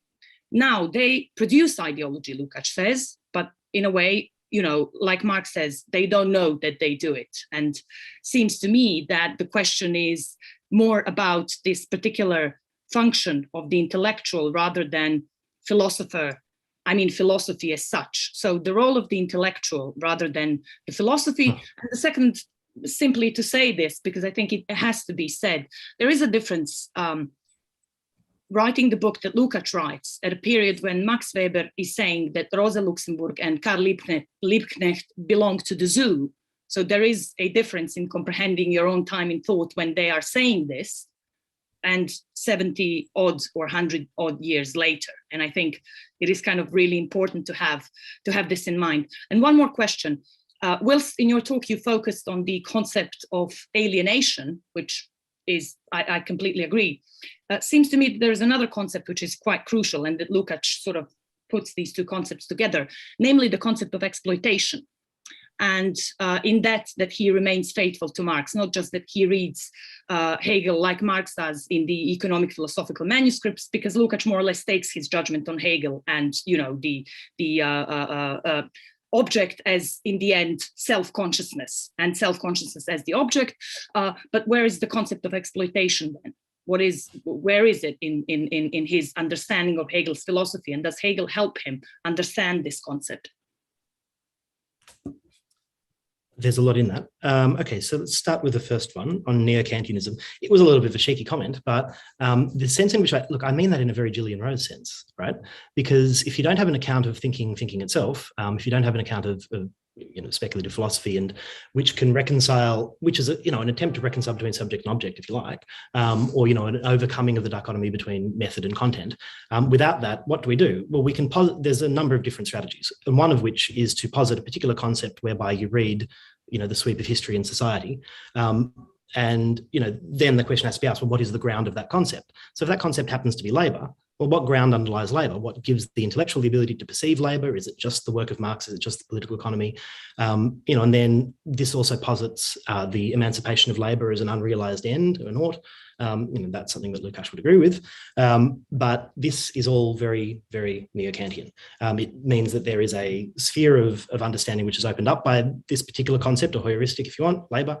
But then what is underneath that and what is above that or beyond that, and then also the intellectual's relationship with this aren't interrogated.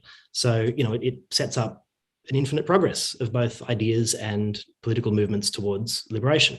In other words, it doesn't flow through on the promise of self-critical Marxism.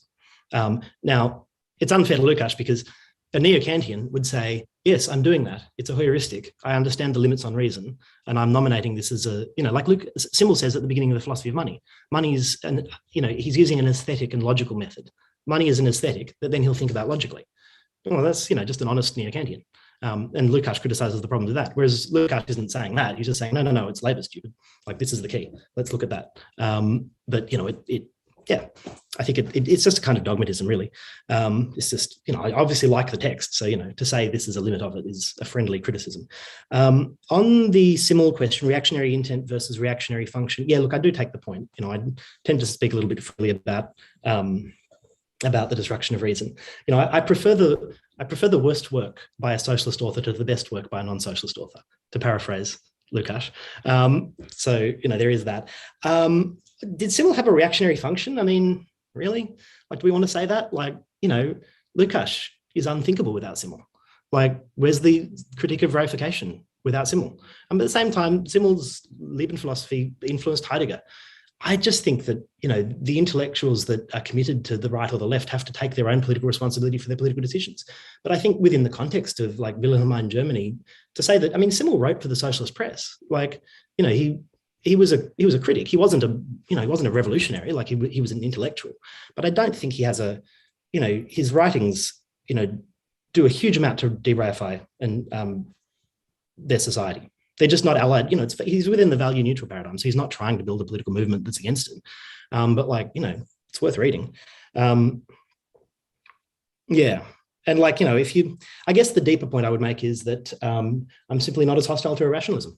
I'm for reason, but I think, we have to accept the brokenness of reason, and we have to look into the spaces where reason doesn't work, and irrationalism can be a way to do that.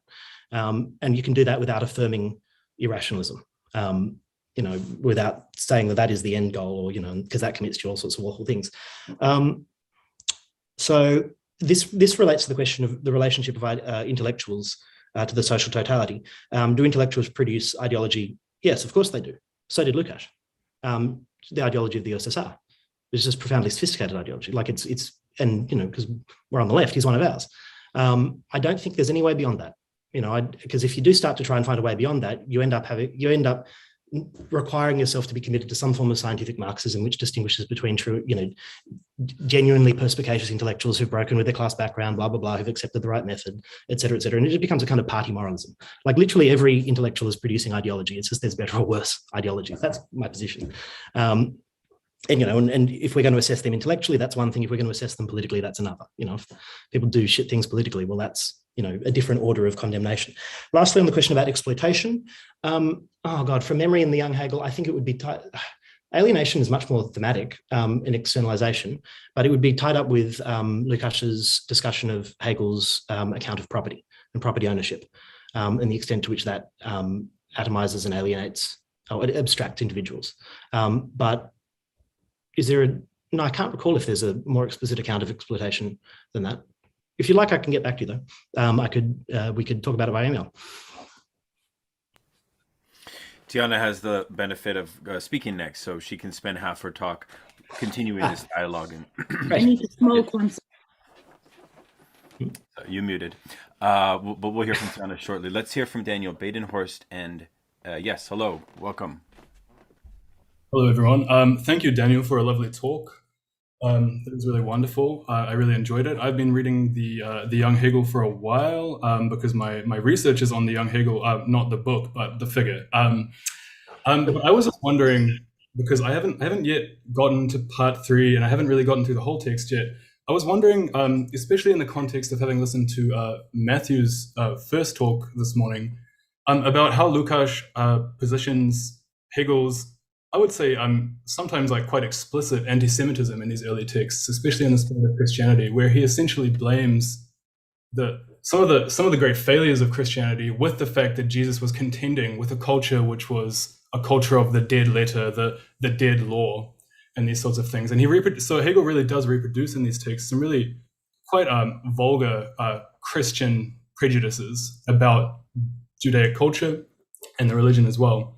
And at the same time in Frankfurt, he does engage by Hölderlin's influence in a form of irrationalism as well. And I was wondering, does Lukács at all deal with Hegel's early engagement with irrationalism? And I wonder if he sees or at all touches upon the connection with anti-Semitism in that period. I was just curious, trying to connect themes across papers and stuff. Obviously, I have no position on the matter because I haven't finished the book. So thanks. Yeah. Okay. There's not no. There's not a no. He doesn't consider Hegel to be an anti-Semite in that text, and I think it's largely because Hegel's writing that text before the racialization of Jewishness. So he's very explicitly writing it as a work within criticism of religions, and Hegel's criticism of Christianity is articulated in very, very similar terms. Like, it's not a religion of the law for Hegel. It's the law of the heart. That's Christ's innovation as compared to Jewish religion. But then, precisely because this is unrealizable in the world, the early Christians, encounter the problem of reality. What can you do? You go and set up an idyllic community somewhere, which turns into a weird cult, or you become the religion of the Roman Empire. And in exactly the same way, and in very similar terms, Hegel discusses how Christianity becomes dead. So it's actually just an account of reification, I think. It's probably true, there's a lot more to be said about the Jewish religion and its development, after Christianity, that Hegel is simply not interested in talking about. But I do kind of think it's a bit unfair to call him an anti-Semite in the same way, because it's a religious critique, and he's for the emancipation of Jews. This is a clear thing. So politically he's on the right side of this one. There was another part of your question that I've overlooked? Nothing in particular. It was just looking at whether or not there's any substantive discussion of the forms of irrationalism that Hegel engages in when he's in Frankfurt. With,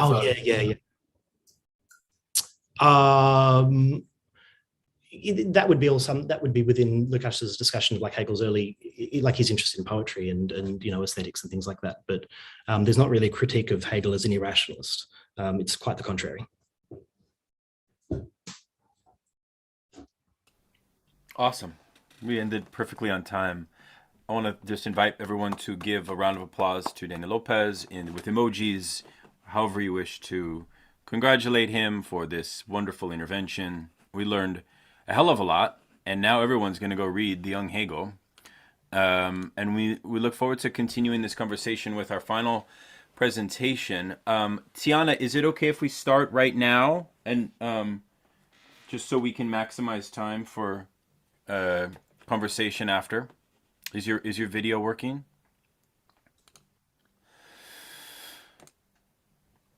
Let's see. Tijana may be having some technical challenges. Let us take a 2-minute restroom, coffee, tea, beer, wine, whatever you wish. Although people in Australia are not going to be having beer unless you're very hardcore. I think like Martin Luther would start at about 10 a.m., which is why when he defended his, polemics, they didn't have coffee, so they got drunk on beer, right? Early in the morning. Could you imagine that? No coffee, but just beer that would be something. So let's take a quick break, and Tijana, there she is. We're going to take a break. Just come back in like literally 2 minutes. Sound good? For our final talk.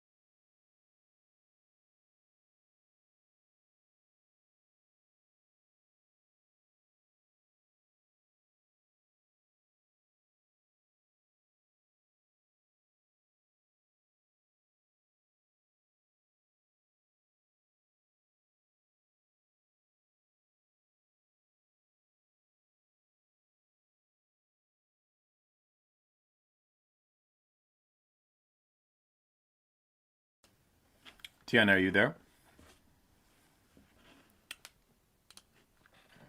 Hi. Hello. Muted. Sorry, here I am. Hi. So I was reading your biography, and I see that you're fluent in like 20 languages. How did you manage to do that, huh? I think it's just I have it in my head. Mm-hmm. So if I watch, I don't know, an episode of Turkish series within a week, I will be able to put a couple of sentences together. Is this like, can I adopt an irrationalist epistemology and say you are endowed with like a special supra organ of polyglot learning, and it's some sort of... Oh, I wish I was. Actually, I had an interesting scene when I went to get my booster, and the doctor who was working there, who I think was probably educated in Foreign Office. And he was like, "Oh, okay, where are you from?" And I was like, "From former Yugoslavia." And he's like, "Oh, I've been there, and I've been here, and I've been there." And then we started talking about, and because he spoke a bit of my language, and then the guy speaks, Arab, and he is almost fluent in Mandarin. And I was like, "Okay, I'm lower league, basically." But you know all the European languages, which is quite nice. Mostly. I'm now learning Russian, so that's, as a Slav, it's the only language I haven't learned, and yeah, I ought to. I owe it to the great Russian culture. Mm-hmm. Well, Tijana is our last presenter. Tijana is a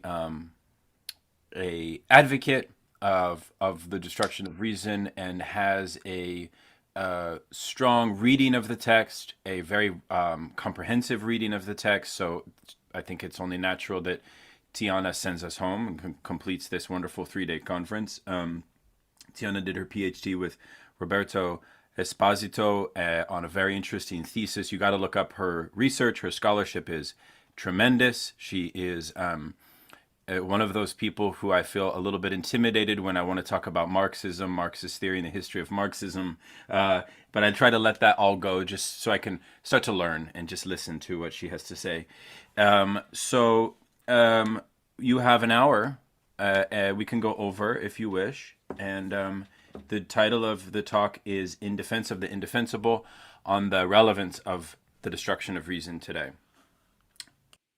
Okay, thank you, Daniel. Thank you, Matthew, and to everyone who has put this long overdue conference dedicated to Lukács and specifically to the destruction of reason.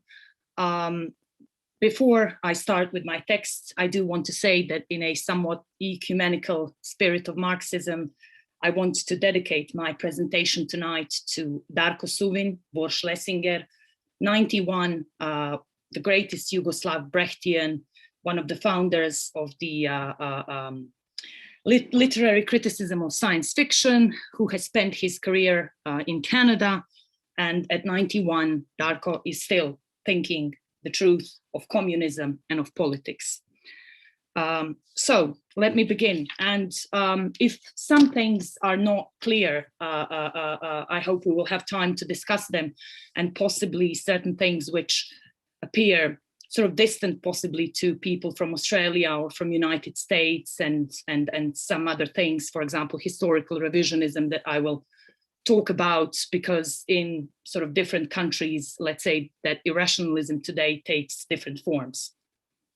So the tribunalization of history. This is the expression used by Daniel Ben Said to describe the epoch we live in. And indeed, we only have to look around ourselves to find it everywhere, in history, philosophy, law, and above all in politics. The mania to judge, as Ben Said says, has replaced the lack of politics and the collapse of our societies. This craze, hiding under the banner of the tribunalization of history, which Lukács would not hesitate to call irrationalist, is part and parcel of longue durée of certain tendencies which have obsessed societies across all of its ideological specters.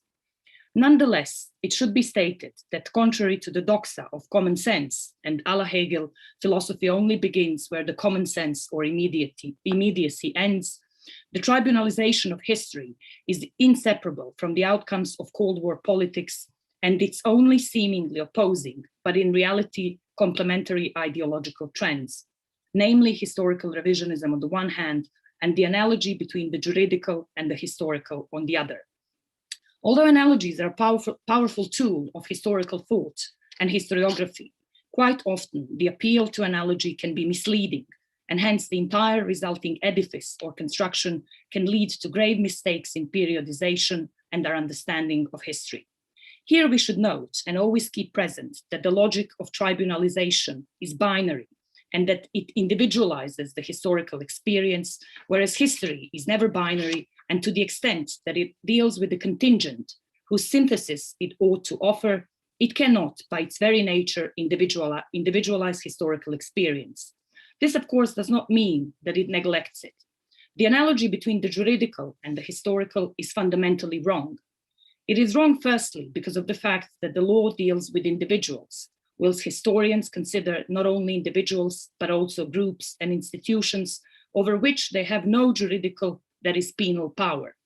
Already the great historian, Mark Bloch, refused the tribunalization of history when he said that it encourages a focus on great individuals rather than collective structures, and moreover, that the logic of tribunalization leads to the moralizing treatment of these great individuals. And the second reason why the analogy between legal, juridical, and historical truth is false is related to the question of the status of the evidence. In law and in history, the evidence has a completely different veritative character. The law is concerned with the process in which an accusation is proved or disproved, whilst the question of history is the question of totality, where the verdict or the acquittal can never be exchanged for or confused with the historical explanation of the events and processes. Legal sentence does not and cannot mean facing the past. But going further towards the matter of our concern here, if we were to underline the crucial difference between history and philosophy in a very precise Hegelian manner, it would concern one question and one question only, that of truth. History deals with what happened and what is contingent. Philosophy deals with what is stable in this permanence, with the truth of it, as it were. The perspective of the partisanship is therefore all the more important for both. This does not mean that philosophy is immune to time, contingency, and historical change. Quite the opposite, as Hegel never ceased to remind us. The truth of philosophy can only arise to the extent that philosophy is not oblivious to history and its march, because the veritative element of rational knowledge is at the same time historical, that is, objective. Historians as diverse as Eric Hobsbawm and Jacques Le Goff in different ways argued that all history is the history of the present. For Le Goff, this meant that we need a history which won't presuppose, quote, that there is only the history of the past, where we end in one history founded on the clear-cut division between past and present, unquote. In his essay entitled Partisanship, Eric Hobsbawm criticized the extreme, subjectivist for him, form of the partisanship in sciences in the Stalinist USSR, where the claims of political authority, by definition a repository of sciences, were placed above the claims of the sciences themselves. If the Stalinist model of the excess of ideology is ridiculous, and of course it is, we should note that its simple reverse image is precisely the myth professed by various positivists, neo-positivists, and liberals who insist on value-free science, the absolute independence of the scientist, objective, impartial, and non-ideological knowledge and its production. I want to argue that these have to be seen in their antithetical polar unity, that is precisely because they are opposites, that they complement each other. One is but the mirror image of the other. Nonetheless, Hobsbawm urges us to renew partisanship in science, and this means posing questions which the scientific community, because of the political, ideological, and other status quo pressures, refuses or is reluctant to pose. In other words, the partisanship he invites us to is not ingratiating towards politics or the status quo, but rather understanding its own political involvement and position brings into question existing political frameworks and limitations. Read retrospectively, but in and as the history of the present, this is exactly the perspective of Lukács's Destruction of Reason. Thus we arrive to the question of this symposium, Philosophy and the Rise of Fascism, and to the book, The Destruction of Reason, a masterpiece of the philosophy of 20th century, which, like no other book of the past century, provides us with a philosophical understanding of Nazism. The book itself, as is known, was left to the gnawing criticism of the mice, and its content, along with its author, subjected to a ferocious campaign of derisory and unprecedented public ostracization. In line with what I said earlier, this means that both the author and the book were subjected to legal judgment presented in the form of the judgment of history and to historical judgment presented as legal judgment, thus unilaterally condemned and singled out. Because of this, the Destruction of Reason has rarely been subject to philosophical scrutiny. What is the truth of and the truth contained in this Lukács's book? Over 70 years of historical revisionism, with its pendant, that is the theories of two totalitarianisms, or put bluntly, the equalization of Nazism and fascism with communism in theory and practice, which at one particular historical conjuncture, that of the Cold War, had a particular role and function, namely to be the guarantee of the hegemony of liberal democracy, where, as Zizek argued elsewhere, any criticism of liberal democracies from the left was silenced and declared the twin of the fascist dictatorship. In other words, in over 70 years of the destruction of reason, whose grave consequences we are seeing everywhere today, has habituated us to the idea that any pronunciation on Lukács's book requires an a priori justification. And just to note that moralism, an essential aspect of relativism and historical revisionism, within which today's academic and political discourses operate, wants us to be ashamed in advance for even mentioning the book which Henri Lefebvre, in a lecture dedicated to Lukács from 1955, suppressed by the French Communist Party and only published much later, deliberately and provocatively referred to as probably Lukács's most important book. Whilst one is allowed to entertain the ideas of young Lukács, an expression which Italian critic Elio Matassi noticed has become something of an ideological umbrella, covering an excess of meanings, both Lukács's followers and detractors have equally counterposed it to the mature Lukács. Indeed, it is a commonplace of the consecrated Vulgata to recognize Lukács along with Korsch as one of the originators of Western Marxism, the Urvater of the Frankfurt School, precisely in order to disregard virtually his entire later work. Fernando Luizzi has brilliantly described this approach as the operation of burial by anointment. It is indeed difficult to speak of the destruction of reason amidst yet another cycle of its destruction, and to speak of it by trying to say its veritative, philosophical and political lesson means to be ready to accept the consequences this entails. It would be much easier, as Domenico Losurdo argued, to summon all the negative, derisory, liquidating claims about this book, judged for what is taken to be its accusatory tone and pitiless accusations. Yet, what these accusations contra Lukac's destruction of reason as an ideological, partial, non-objective, Stalinist pamphlet show is that those who seek to dispatch him in this manner have probably never read the book. And moreover, even when his critics of all stripes have read it, they have grasped none of its lessons.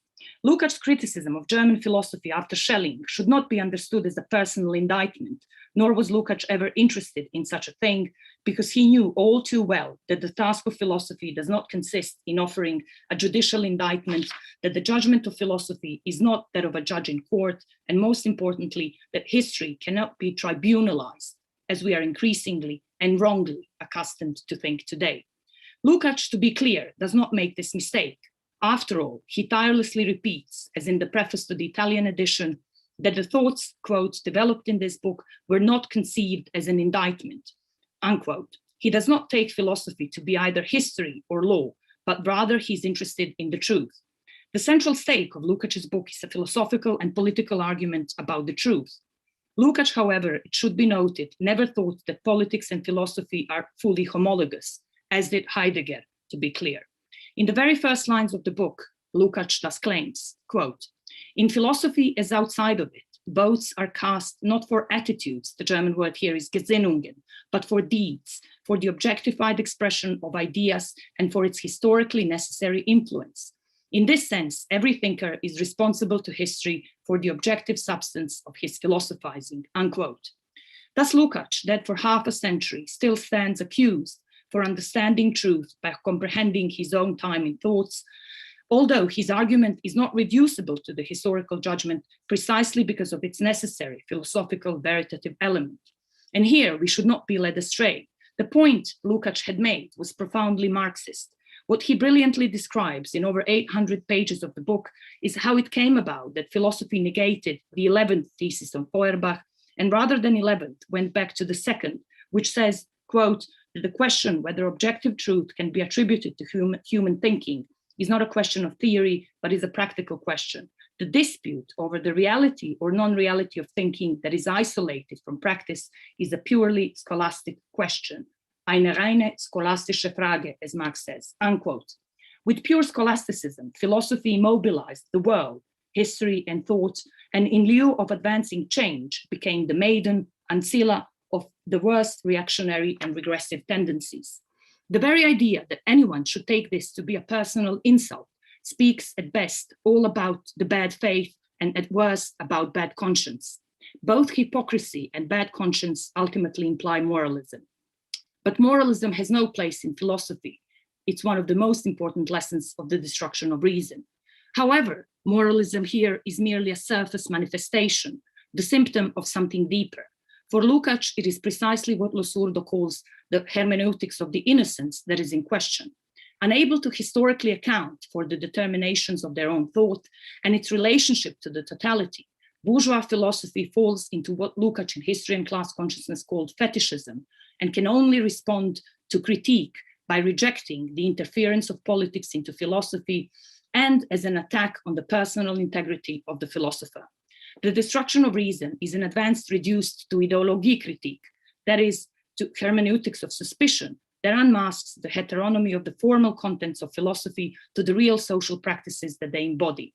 However, Lukács himself, for example, in his criticism of Musil's Der Mann ohne Eigenschaft, argues that ideologie critique is unable to move beyond the formal contradictions of intellectual systems or ways of life. As we will see, it remains at the level of abstract intellect and thus is unable to relate the limits of reason to the contradictions of the social process. The destruction of reason was thus gravely misunderstood, and the philosophical judgment it contained was taken by virtually the entire community of professional philosophers to be a legal judgment on their persona and the lack of personality. Unable to account for the historical determinations of their own thoughts or its relationship to the totality, the philosophers have responded to the destruction of reason with what Hegel called the judgment of mere opinion, vanity, and posterity, unquote. In other words, with a purely partial and ideological judgment, and in my opinion, Enzo Traverso makes such a judgment, appointing himself the great inquisitor, putting Lukács on trial, pretending that it's a judgment of history, as when he compares him to Carl Schmitt, which I personally think is scandalous. Nothing could be further from the truth about Lukács, from the truth of Lukács, and from the truth of the destruction of reason. Traverso, who is a historian, should have written a much better introduction, but in the manner of solemn accusatory tones and self-complacency of liberal intellectuals who believe themselves to be outside of ideology, neutral, objective, and impartial, whilst being exactly the opposite, at best defending the status quo, and at worst performing yet another service to the current political conjuncture. If a young reader today wanted to read The Destruction of Reason that Enzo Traverso wrote, they would find none of the historical explanations. For example, they would not learn why was it never published in the USSR, where the manuscript was more or less assembled. They would not learn that the book was actually conceived precisely in 1933, and that its origins go to the Lukács's essay called "How Did the Fascist Philosophy Developed in Germany," written in 1933. They would not learn that the context of the book is not the question of the German war guilt, and that Lukács certainly was not the last and undistinguished contributor to a post-war debate between the giants of German culture, as someone might think, because this is the impression that Traverso gives, that is that Lukács wrote his book after Löwit, Marcuse, Meinecke, Strauss, or Popper. In fact, this is not at all the context of the book, given that it was conceived, as I said, in 1933, and first sketched in the essay How the Fascist Philosophy Developed in Germany. Conceived in the 1930s and largely written in the 40s, it is a Kampfbuch, as Lukács himself defines it, a philosophical intervention in the struggle against fascism, a critique of the failure of German intellectuals and German philosophy to resist the reaction in Germany. Instead, we are presented with the liquidating judgments repeated ad nauseam that Lukács was a Stalinist, although the book in fact offers a philosophical critique of official Stalinist position, which is why it was not published in the USSR, nor was such a thing imaginable. It is for this reason that in the Italian preface, Lukács rejects, quote, the simplistic dogma of Zhdanov that establishes the opposition between materialism and idealism as the only opposition in the history of philosophy, unquote. In fact, it is an intervention in the history of the present. And this intervention Lukács presents as two sides of the same coin, intervention into the history of the present that Lukács presents as two sides of the same coin, the calumny of his work by the, quote, dogmatic sectarians, the Stalinists, and those like Adorno, who he ironically calls the nonconformists of restoration. What a beautiful expression, the nonconformists of the restoration. For Lukács, both the Stalinists and the philosophers of restoration, quote, promoted the Cold War and are both, each in their own way, equally interested in falsifying the past and present that derives from it. What explained the uncanny but elective affinity of Stalinists and the philosophy of restoration? In the postscript to The Destruction of Reason, Lukács says that he, quote, sought to show that neo-positivism, so influential today, which has affected at times, unfortunately, even the thought of many Marxists, is also an epiphenomenon of irrationalism, unquote. And in the introduction written by Enzo Traverso and in many other criticisms of Lukács's book, to think of Adorno, to think of all the others who have attacked the book, such minor details are not even mentioned. So the truth is that the question here is, why is it that some people, for example, Lukács, are not allowed to say what some other philosophers in some other philosophical and historical contexts have been allowed to say? And allow me to read two quotes. Nietzsche is and remains an important compendium of German anti-reason or the German spirit. An abyss separates Nietzsche from his popularizers without scruples. Nonetheless, he, Nietzsche, has prepared for them a path that he himself did not travel, unquote. Second quote, moreover, the origins of philosophical irrationalism go back a long way. It is not often remembered that Enlightenment philosophy already had its counterpoint in a current of mysticism, pietism, mesmerism, and illuminism that was to run into the vast 19th century constellation of philosophies of nature, Schelling, Romantic philosophy Novalis, Christian existentialism starting with Kierkegaard, and so on. Alongside religious phenomenon was an atheist and anarchist irrationalist current initiated by Stirner and Nietzsche. Both the one and the other claim to be critical philosophies opposed to imperialism of reason, concept, and system, the terrible Hegelian system.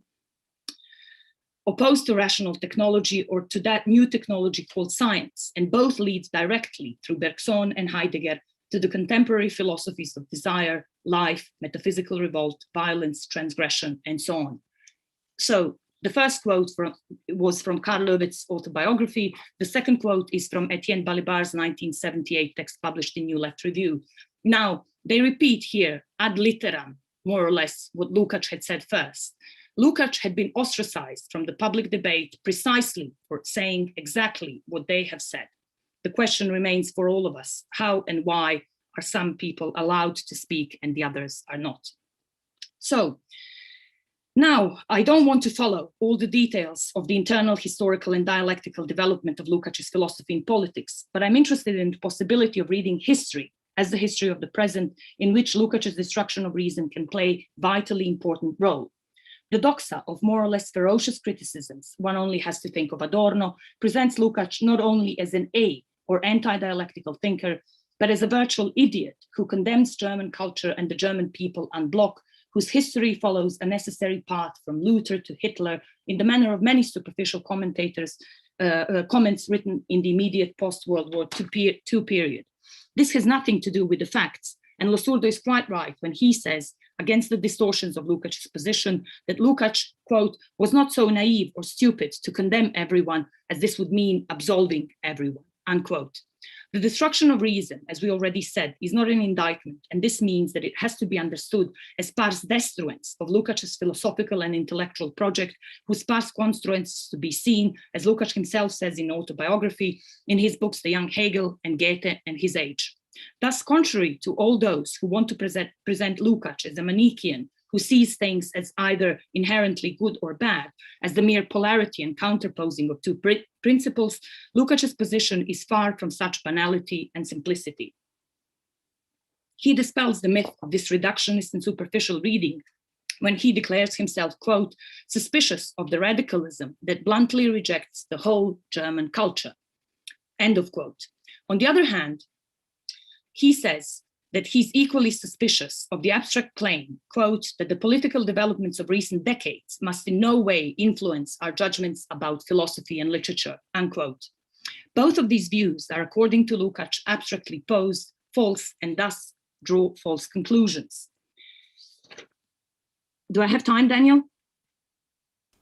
Definitely, please. Okay. Take, however much you need.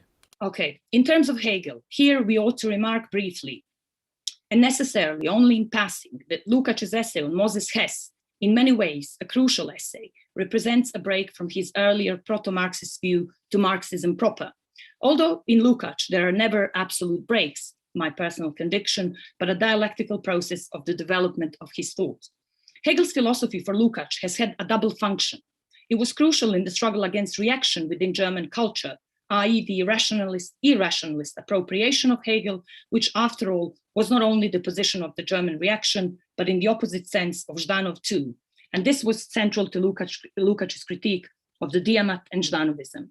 Already in the preface to the Young Hegel, Lukács states that, quote, one of the central tasks of German literary history is to settle accounts with the reactionary elements of Romanticism. I believe that the elucidation of Hegel's own philosophy, as well as of its connections with the progressive and reactionary currents of his age, can likewise help us to clarify this urgent and important problem, unquote. Nota bene that Lukács neither here is saying that Romanticism tout court is reactionary.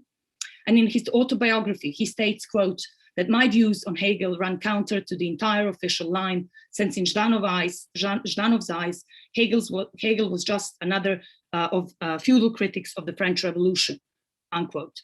Rather than one-sided, we can see already from these cursory examples that Lukács's thought is much more complex and dialectical, contrary to the defamation of his critics. It is only by understanding the pars construens that we are able to understand and appreciate the par destruens, that is the destruction of reason. Most importantly, we're finally able to understand and uncover the profound philosophical insight that Lukács has to offer us today, which is related to the concept of irrationalism.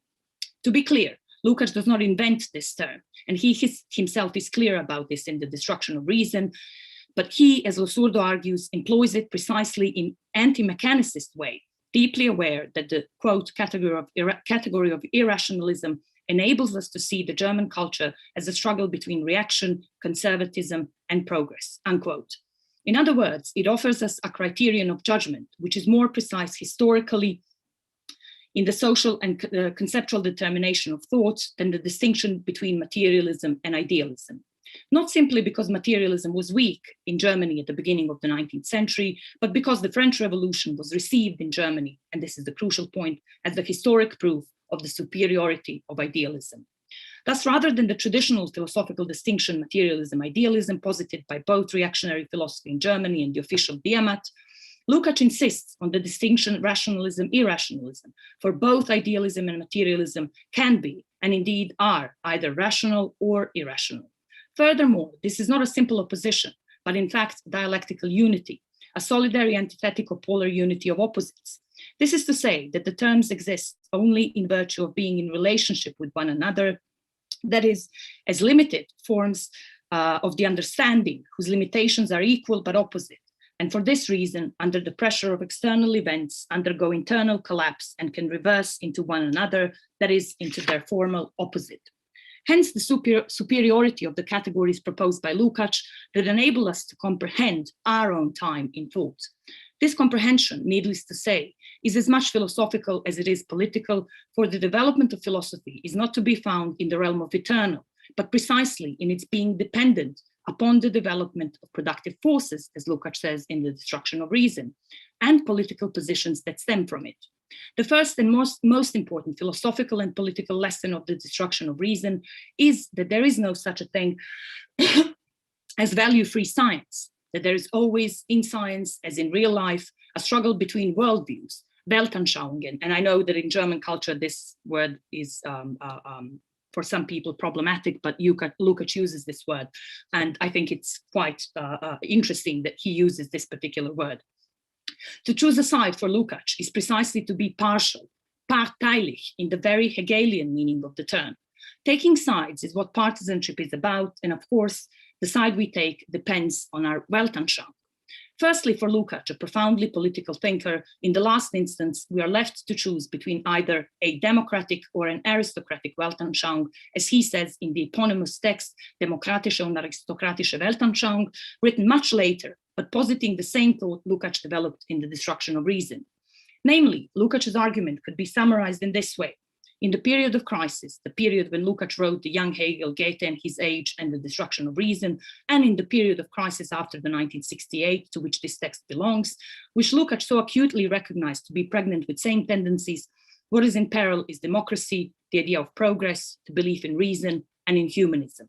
In other words, each new cycle of crisis proposed, albeit in different ways, its own cycle of anti-intellectualism, and thus directly then as now, the intellectuals discover Nietzsche, Bergson, or Heidegger, so that each new crisis of reason leads to ever deeper critique of reason and disbelief in it. This is also the sense of Lukács' text, The Great Hotel Abyss, and his analysis, to which I referred earlier, of Musil's Men Without Qualities. Lukács, in his struggle against alienation, the German word is Entfremdung, and exploitation, Ausbeutung, advances the democratic Weltanschauung against all philosophies and historiographies that immobilize history, reason, and progress, and ultimately accept, in today's language, there is no alternative ideology, remain purely at the level of Ideologiekritik, and surrender before pessimism. In this sense, and Lukács repeats this incessantly, The Destruction of Reason is a Kampfbuch, a book of struggle of reason against its perversions, against its distortions, against pessimism, against the extreme subjectivism, against voluntarism, and against despair. To be sure, it is also a book written from a political perspective within the international communist movement, and it is of course entirely expected that Lukács would use certain words and phrasings whose unambiguous aim is to advance this movement in its overall aims. It is a Kampfbuch dentro e contro, so within and against, in a double sense. The first and obvious one is the aim of the advancement of the struggle of communism against Nazism and fascism, and the second, completely obliterated and ignored, of an internal critique of Stalinism to which we referred. So it is within these limits and limitations that Lukács is doing politics, trying to advance his own philosophical and political positions. In Nuce, if we had to state the fundamental philosophical argument of the destruction of reason, the answer would be a defense of dialectical reason. This means, at the same time, a defense of the idea that the world can be known rationally in its totality, that history is not immobile and static, and that the idea of progress is inextricably linked to the idea of knowability of the objective external world. This has profoundly important repercussions and consequences for philosophy at the logical, gnoseological, and ethical levels. I do want to say that in English, the translation constantly has epistemology, whereas Lukács is actually talking about erkenntnistheorie, which would be more in line with what philosophy used to call gnoseology. So not episteme, but gnosis, but okay. So it has repercussions for logical, gnoseological, and ethical levels, all of which, in their refusal of reason, bow down before the idea of decadence and pessimism, thinking, moreover, that this was precisely the solution. Lukács wonderfully describes this in his 1948 essay, Why Does the Bourgeoisie Need Despair? A text relevant for us today as it was when he wrote it. And now a longish quote from this text. Quote, "The point of departure is the dissatisfaction of the subject with the world around her, and the uneasiness, indignation, desperation, nihilism, the absence of perspectives which result from this dissatisfaction. In this distorted world, the desperate individual seeks individual solutions and evasions," important word for late Lukács, "but cannot find them. Cannot find them because the social questions cannot be solved individually. Consequently, what is reflected in these ideas is an empty, aimless world, inhuman and absurd. But pessimism quickly becomes auto-satisfaction. Pessimism and desperation appear as different behavior in relation to banal optimism, as does the reserved and offended attitude in relation to the superficial action," unquote.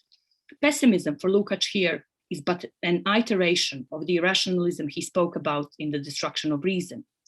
Philosophically speaking, irrationalism for Lukács is a form of type of thought, and this is a quote from The Destruction of Reason, governed simply by understanding, and this is the most general and hence the most important definition that Lukács gives of irrationalism. It is a form or type of thought governed simply by understanding.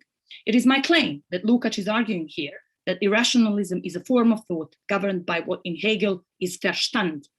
Understanding within Hegel's system, as we know, is a necessary.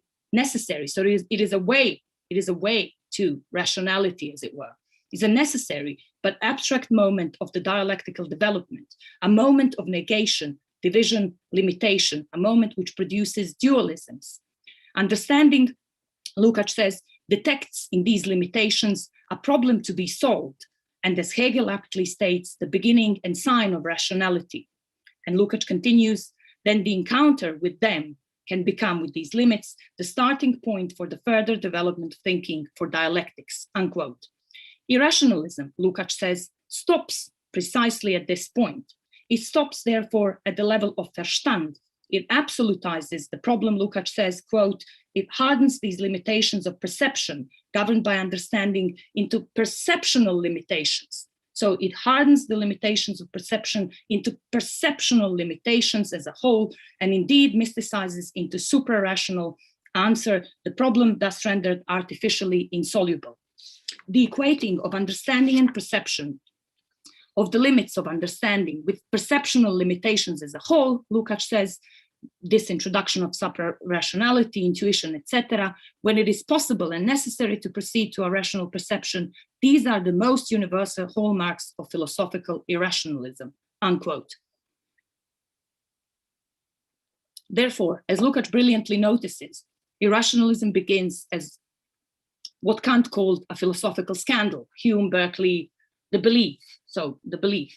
with the thought of extreme subjectivism, which confuses limitations of perception governed by understanding for perceptional limitations in the realm of knowledge, a process whose political consequence is the negation of the objectivity, nature, history, and its progress. Lukács argues, quote, the common aim of various irrationalist philosophies was to reduce the subject, to the subject the outer world's own coherent relations and to deprive them of any objective character, unquote. And here we should not be afraid to say this with Lukács, and this is perhaps the reason why Adorno reacted so bitterly, that this conversion of knowledge ends up, Lukács says this, that this conversion ends into arbitrary interpretation, where history is devoid of all contradictions, flattened to the point of almost there being no history. And this is precisely my claim, what the Frankfurt School has in fact termed as instrumental reason. So in other words, what I'm suggesting is that what they call instrumental reason is actually Hegelian Verstand. Only from these premises is it clear why, as the great István Mészáros has argued, Adorno, for example, could posit an unmediated and continuous historical experience where Aristotle's catharsis leads directly into the culture industry. And thus, I claim, in opposition to Lukács' history of post-romantic German history of philosophy, what Horkheimer and Adorno really offer is a sort of Geschichtsphilosophie, a philosophy of history, a grand narrative where reason, deprived of all contradictions, posits its own self-destruction, and we have a direct path from Odysseus to Auschwitz. Thus, if anything, perfectly complementary with Heidegger's Machenschaft. Concretely, this translates into the negation and the a priori acceptance of the impossibility of any change or action. For as the crisis deepened, or in our case, as the crisis deepens, quote, irrationalist pessimism broke down the conviction that there existed an objective external world and that an unrestricted and thorough perception of it would indicate a way out of the problems arousing despair. Knowledge of the world was now increasingly converted into a more and more arbitrary interpretation of the world, unquote. I'm close to ending.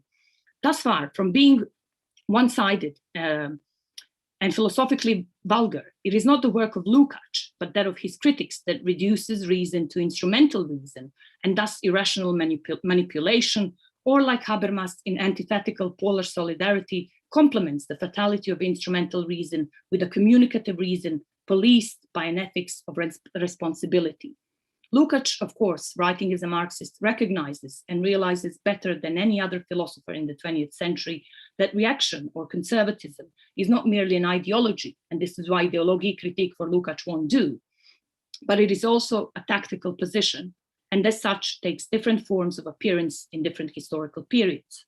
This is why he distinguishes between philosophies which at one point perform a reactionary function from philosophies which are directly reactionary. What they share, however, is their common attack on the idea of progress in human action as the only force able to change things within the objective course of history. This paralyzes the subject before history, which is rendered static and immobile, leaving the only possible space of contestation to fall within subjectivity itself, which understands itself as either helpless, Schopenhauer, and desperate, or subjectively absolutely convinced in the uniqueness of its own position, Nietzsche, and absolute power, thus a position of moralism and cynicism. Irrationalism thus posits things as inherently good or bad at the level of individual consciousness, intuition, which Lukács discusses, extrapolating from the objectivity of historical, social, cultural, and economic processes which are outside of the subject and which determine her being. The result of such a philosophical procedure leads ultimately to what Lukács calls the aristocratic worldview, where the only thing that can be posited is a relativist pseudo-scientific position where mere opinion, abstracting from the objective determinations and mediations, leaves us with either the infinity or the eternity of subject or subjective positions, that is, experiences which have the same equal validity and weight as in today's postmodern academy. Lukács' insights that, quote, an experiential philosophy can only be intuitive, and purportedly it is only an elect, the members of an aristocracy who possess the capacity for intuition, unquote, is as relevant as ever. Finally, and this leads, we can talk about, but this that only the experiential philosophy, so, the intellectual is someone who knows the truth.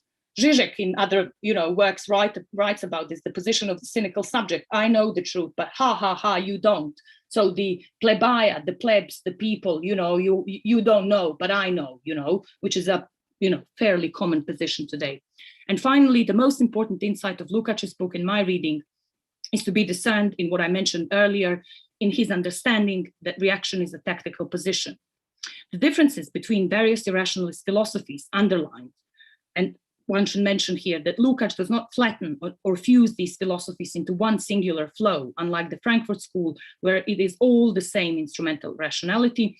So the differences between various irrationalist philosophies, and which Lukács discusses and follows, show precisely how in each successive phase of capitalist development, philosophies, or rather philosophers, adapt to the tactical positions of those defending either the status quo or the interests of capitalist classes, stopping at the level of negation and separation and failing to take the leap forward in the struggle against the forces that render history and historical totality into a subjective fancy.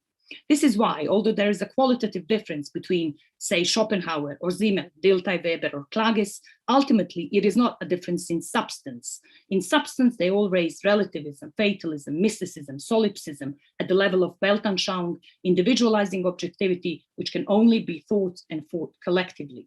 We should be able to read this today in the echoes of our political time and read the history as the history of the present, understanding, as Lukács did, that the struggle against various forms of irrationalism, experiential philosophies which start and end with the I, all those who in the manner of Frankfurt School see Western philosophy as racist, tout court, as phallocentric, those who see the workers and those who have secure jobs as garantisti, a position that Negri, for example, adopted at one point, those who divide people into superior and inferior, positivists of all sorts who turn the false binary logic into eternal truth about humans and humanity, who proclaim feminism to be the enemy of the family and men, etc., etc., etc. And hence, Lukács's struggle was the struggle for the objectivity of history. And this struggle is still the struggle we have to fight.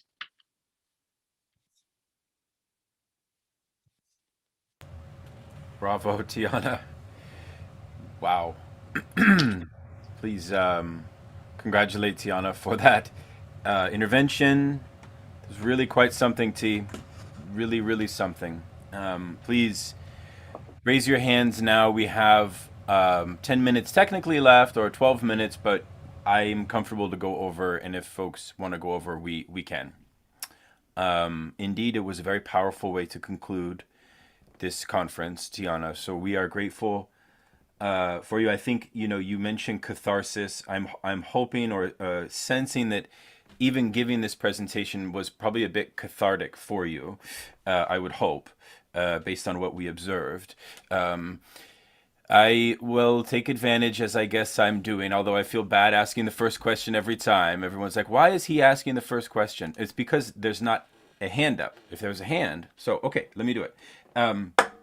So Tijana, wow. All right. Can I first apologize in advance, because obviously English not being my madrelingua, if I did not deliver that, if there were sort of no accentuations that were kind of wrong, the comma that I didn't kind of show that there was there, because I know it's difficult to follow when someone is reading for 40 minutes, but yeah. Nope. You're fine. You're good. Thank you for clarifying irrationalism in the way that you did. We tried to intimate this on the first day as it pertains to neo-Kantianism, but I think you did it quite lucidly and quite well. I think your argument and your defense of bringing back irrationalism, I suppose one question that comes from it is that if we abandon the distinction as Marxists between materialism and idealism as somehow less fundamental, and we look at rationalism and irrationalism, I'm wondering about this. I'm curious about this. In just a few, I think it goes back to Daniel Lopez's question. I think it would be good for us to talk about this more in general, what that might look like, what that might entail. So I would like for you to speak about that. The other thing I would like for you to speak about is, if you could, so that's one. And then the second one is decadence. I have struggled with how Lukács theorizes decadence and how the theory of decadence plays in. Because, again, last night, in the imperialist age versus after 1929, what happens is Heideggerianism becomes in vogue because the bourgeois culture needed a philosophy of despair. So there's a kind of mood and an affect that is associated with the theory of decadence. And I mean, even looking at the ontology of social being, Lukács is talking about decadence in the time of Shakespeare. So he has a very robust theory of decadence. But how does it hold up when we examine it vis-a-vis a theory of Lukács' own periodization? And are you as convinced that it has a lot of merit as a kind of a mode of analysis of social relations, and especially social relations and how intellectuals relate to that social condition of decadence? Because sometimes I see a bit of lack of clarity about, okay, this stage is decadent, this stage is decadent too, but there's varying degrees of intensity of decadence, and I get confused. Could you help us there? I can try. So the first question, abandoning, I don't think that Lukács is proposing that we abandon idealism and materialism. Quite the opposite. I think that he insists that these are, relevant philosophical categories, and that there is a legitimacy. I mean, I don't want to use this in any Habermasian way, but that they are equally important, but that the point of our judging philosophy should not be simplistic, inherently good or bad that I was talking about. So idealism is inherently bad. That's what the Marxists don't want. And materialism is inherently good. And this is what we want because we all want to be materialists. So he's not saying that. He's saying simply that the criteria for our judgment, and I think in this, he's faithful to Lenin, actually, that this is precisely the point, that the criteria of judging philosophy, so you can have a good, under the quotations, idealist philosophy, and you can have a bad materialist philosophy. So I don't think that he's advocating the abandonment of all of these things, least of all because, as I said, the point for Lukács, obviously, and this relates possibly to something that Daniel was saying earlier, the idea is that, idealism is seen as the philosophy of as the philosophy of French Revolution in Germany.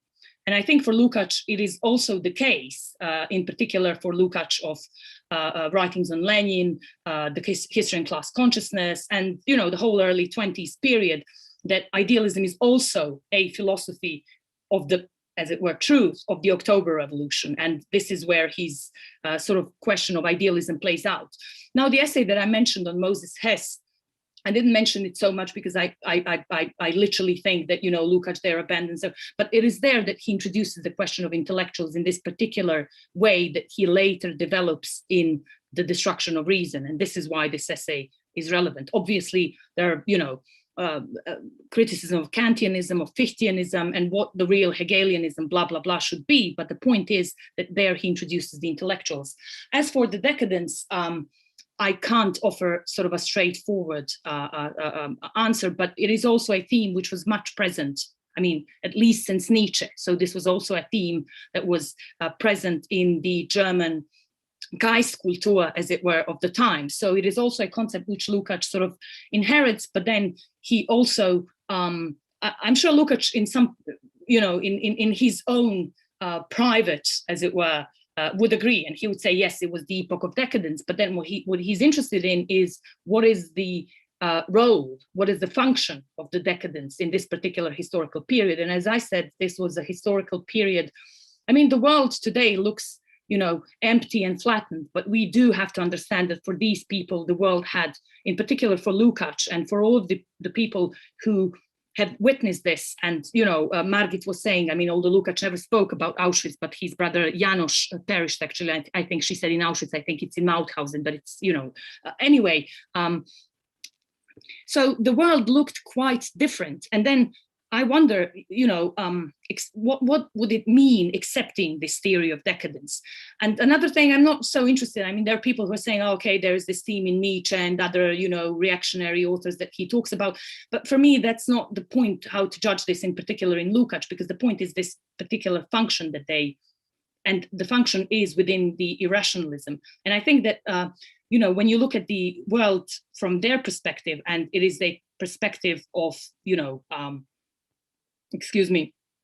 of the world, which is ultimately divided, and you are either on this side or on that side, and there was no other choice, at least for some people, I mean, obviously. And why I guess, Lukács also takes this from Hegel. Hegel in his diary says somewhere, everything that is personal in my philosophy is false, and I completely agree with that. That is a way to do philosophy. But I guess I became interested in this particular book through my sort of life experience, and not that this experience tells that it's raised at the level of universal, but I was born in a country that no longer exists. So yeah, how many people can say this, And when I started studying philosophy at the department, which was a very reputable department a long time ago. So you come there and you're a first year student, and you find out that there was this great professor who translated Adorno and Hegel and all the classics into Serbo-Croatian. And then you find out that during the Yugoslav war, the guy who translated Adorno actually turned out to be the worst instigator, propagator, and the nationalist ideologue. And sort of these things shake you profoundly. So you go and you take out this book and you read the book, and then you go, okay, who is this guy? And then you ask your professor who worked with him, and then you find out that he, a whole series of things. And which is why I have seen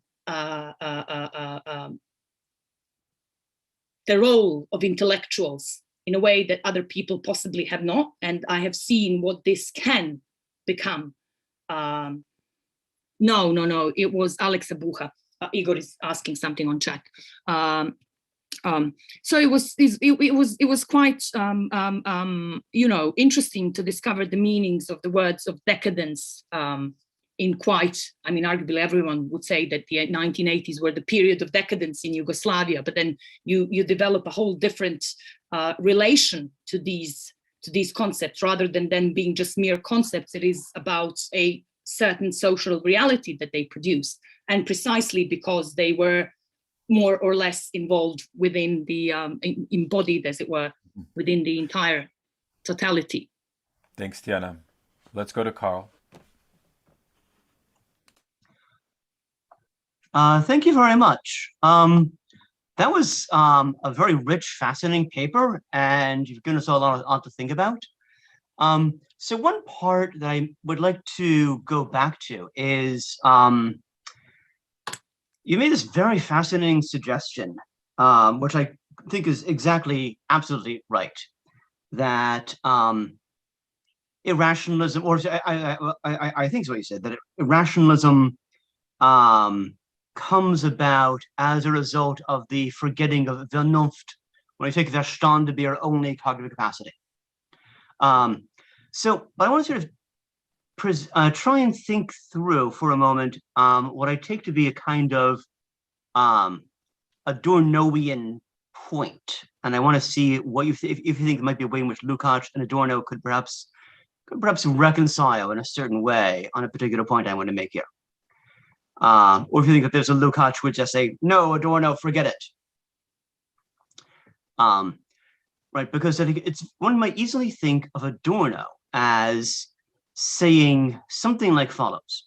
Well, yes, that's exactly right. Irrationalism does emerge in exactly that way. That's exactly how we should diagnose the irrationalism of Bergson, among others, who he does single out in Negative Dialectics. But then Adorno's going to say, oh, but that is exactly why there is, in fact, a truth in irrationalism. Namely, irrationalism is the reminder of the what's going to happen to our our worldview, what's going to happen to our ability to understand what's going on in ourselves and the world, right? When we lose a grip on this distinction between Verstand and Vernunft.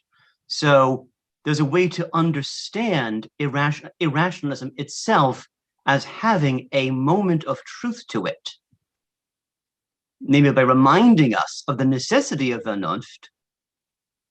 And then I think, because I think Adorno does have that kind of view, but then that's why he's going to accuse Lukács of being undialectical in failing to see that even irrationalism has its own moment of truth. So I guess I'm going to sort of see, like, I hope it's not too provocative, but I want to sort of see, I know Adorno is a bit of a sore subject in this particular community, but I guess I want to see more about, like, well, I guess I'm curious what a Lukácsian response to that line of thought would then be. So thank you. Okay, thank you, Carl, for your question.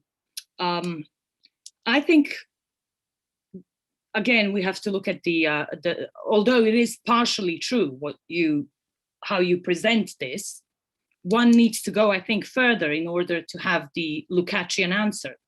Apart that I personally think that Adorno actually borrows quite a lot of things from Lukács and tries to turn Lukács against himself, which I think is a very poor philosophical practice, and not just because it's a form of personal insult, which Lukács would never consider to be a personal insult, but I just think that a lot of people don't actually notice how much of the things he takes from Lukács, and precisely tries to accuse Lukács of being a non-dialectical thinker.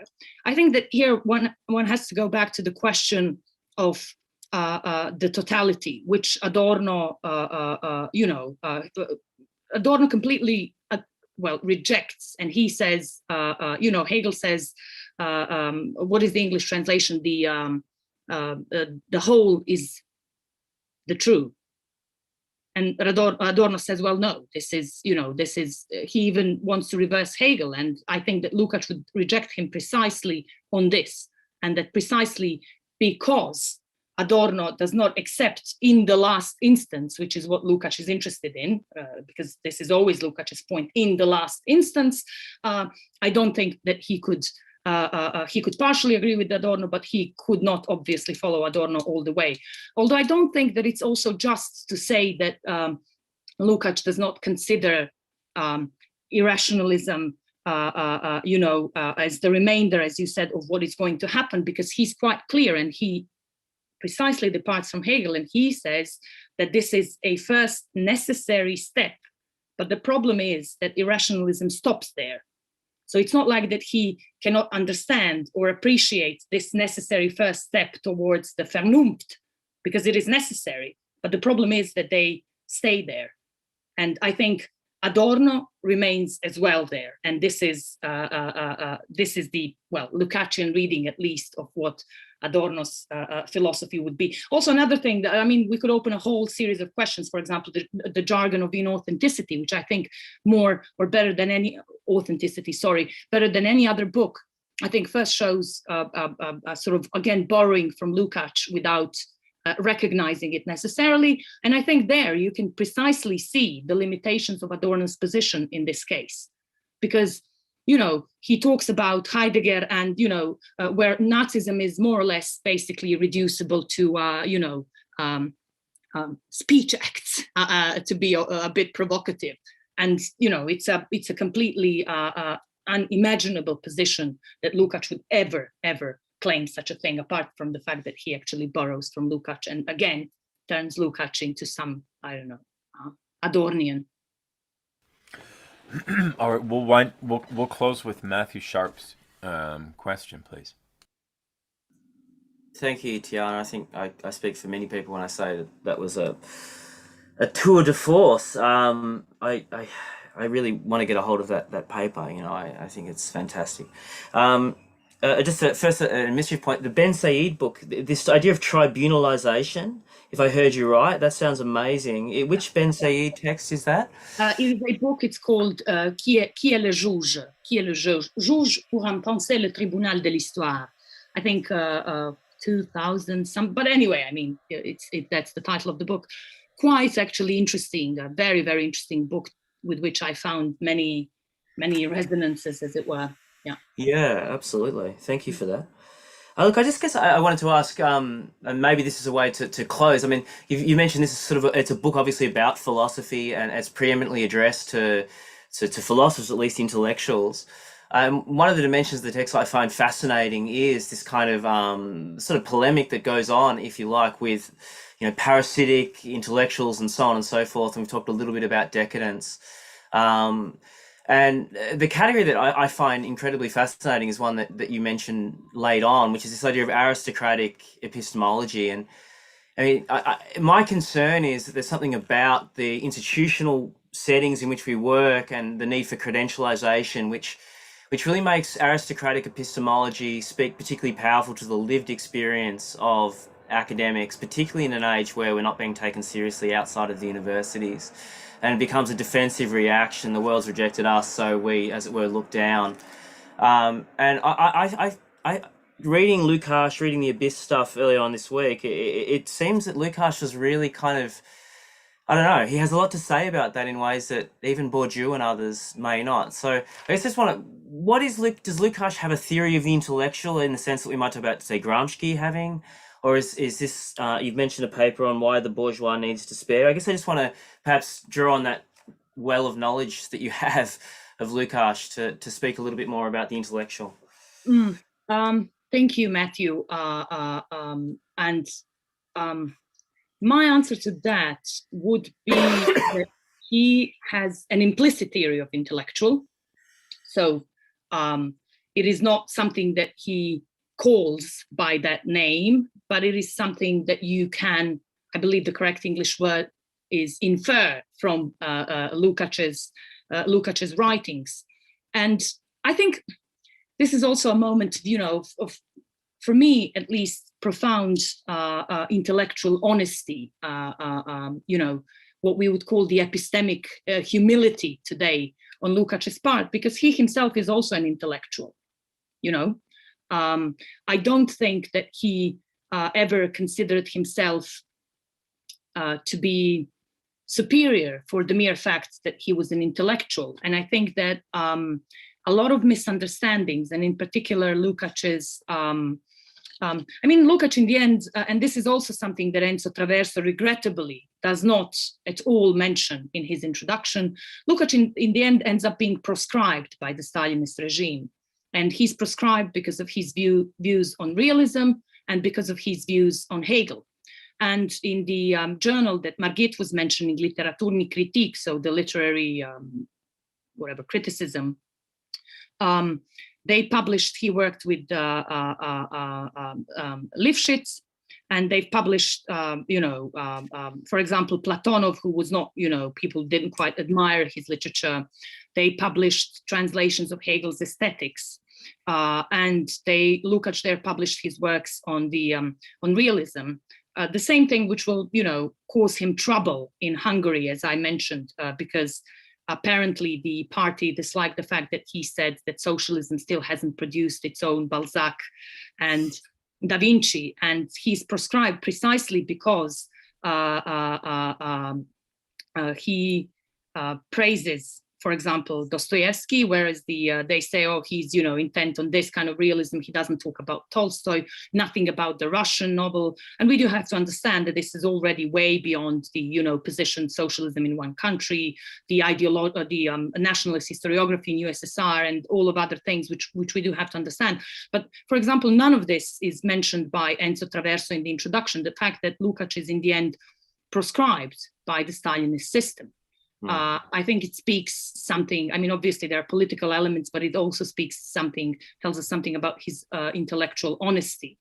And it's also, how can I put it, a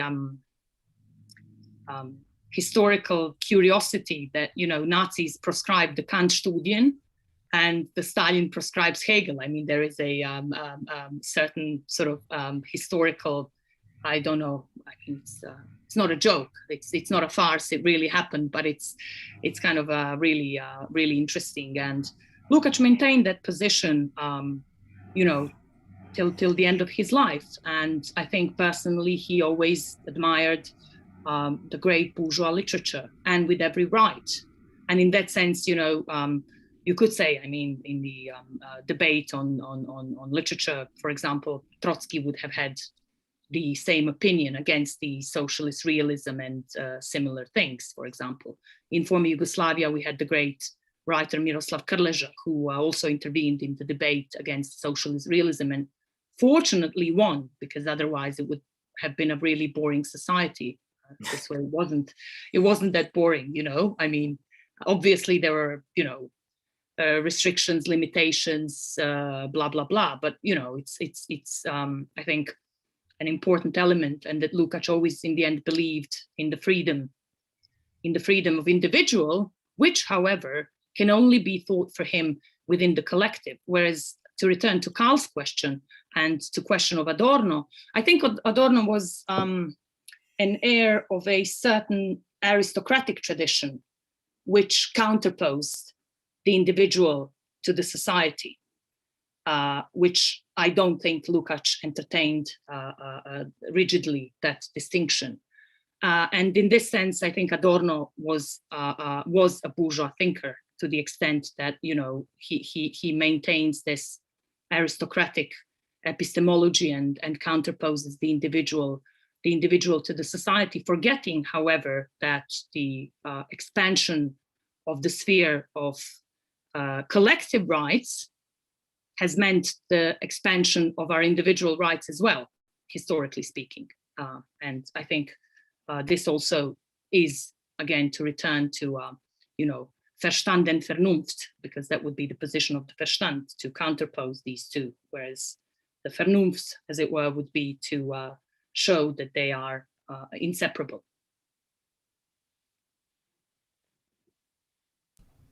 Fabulous.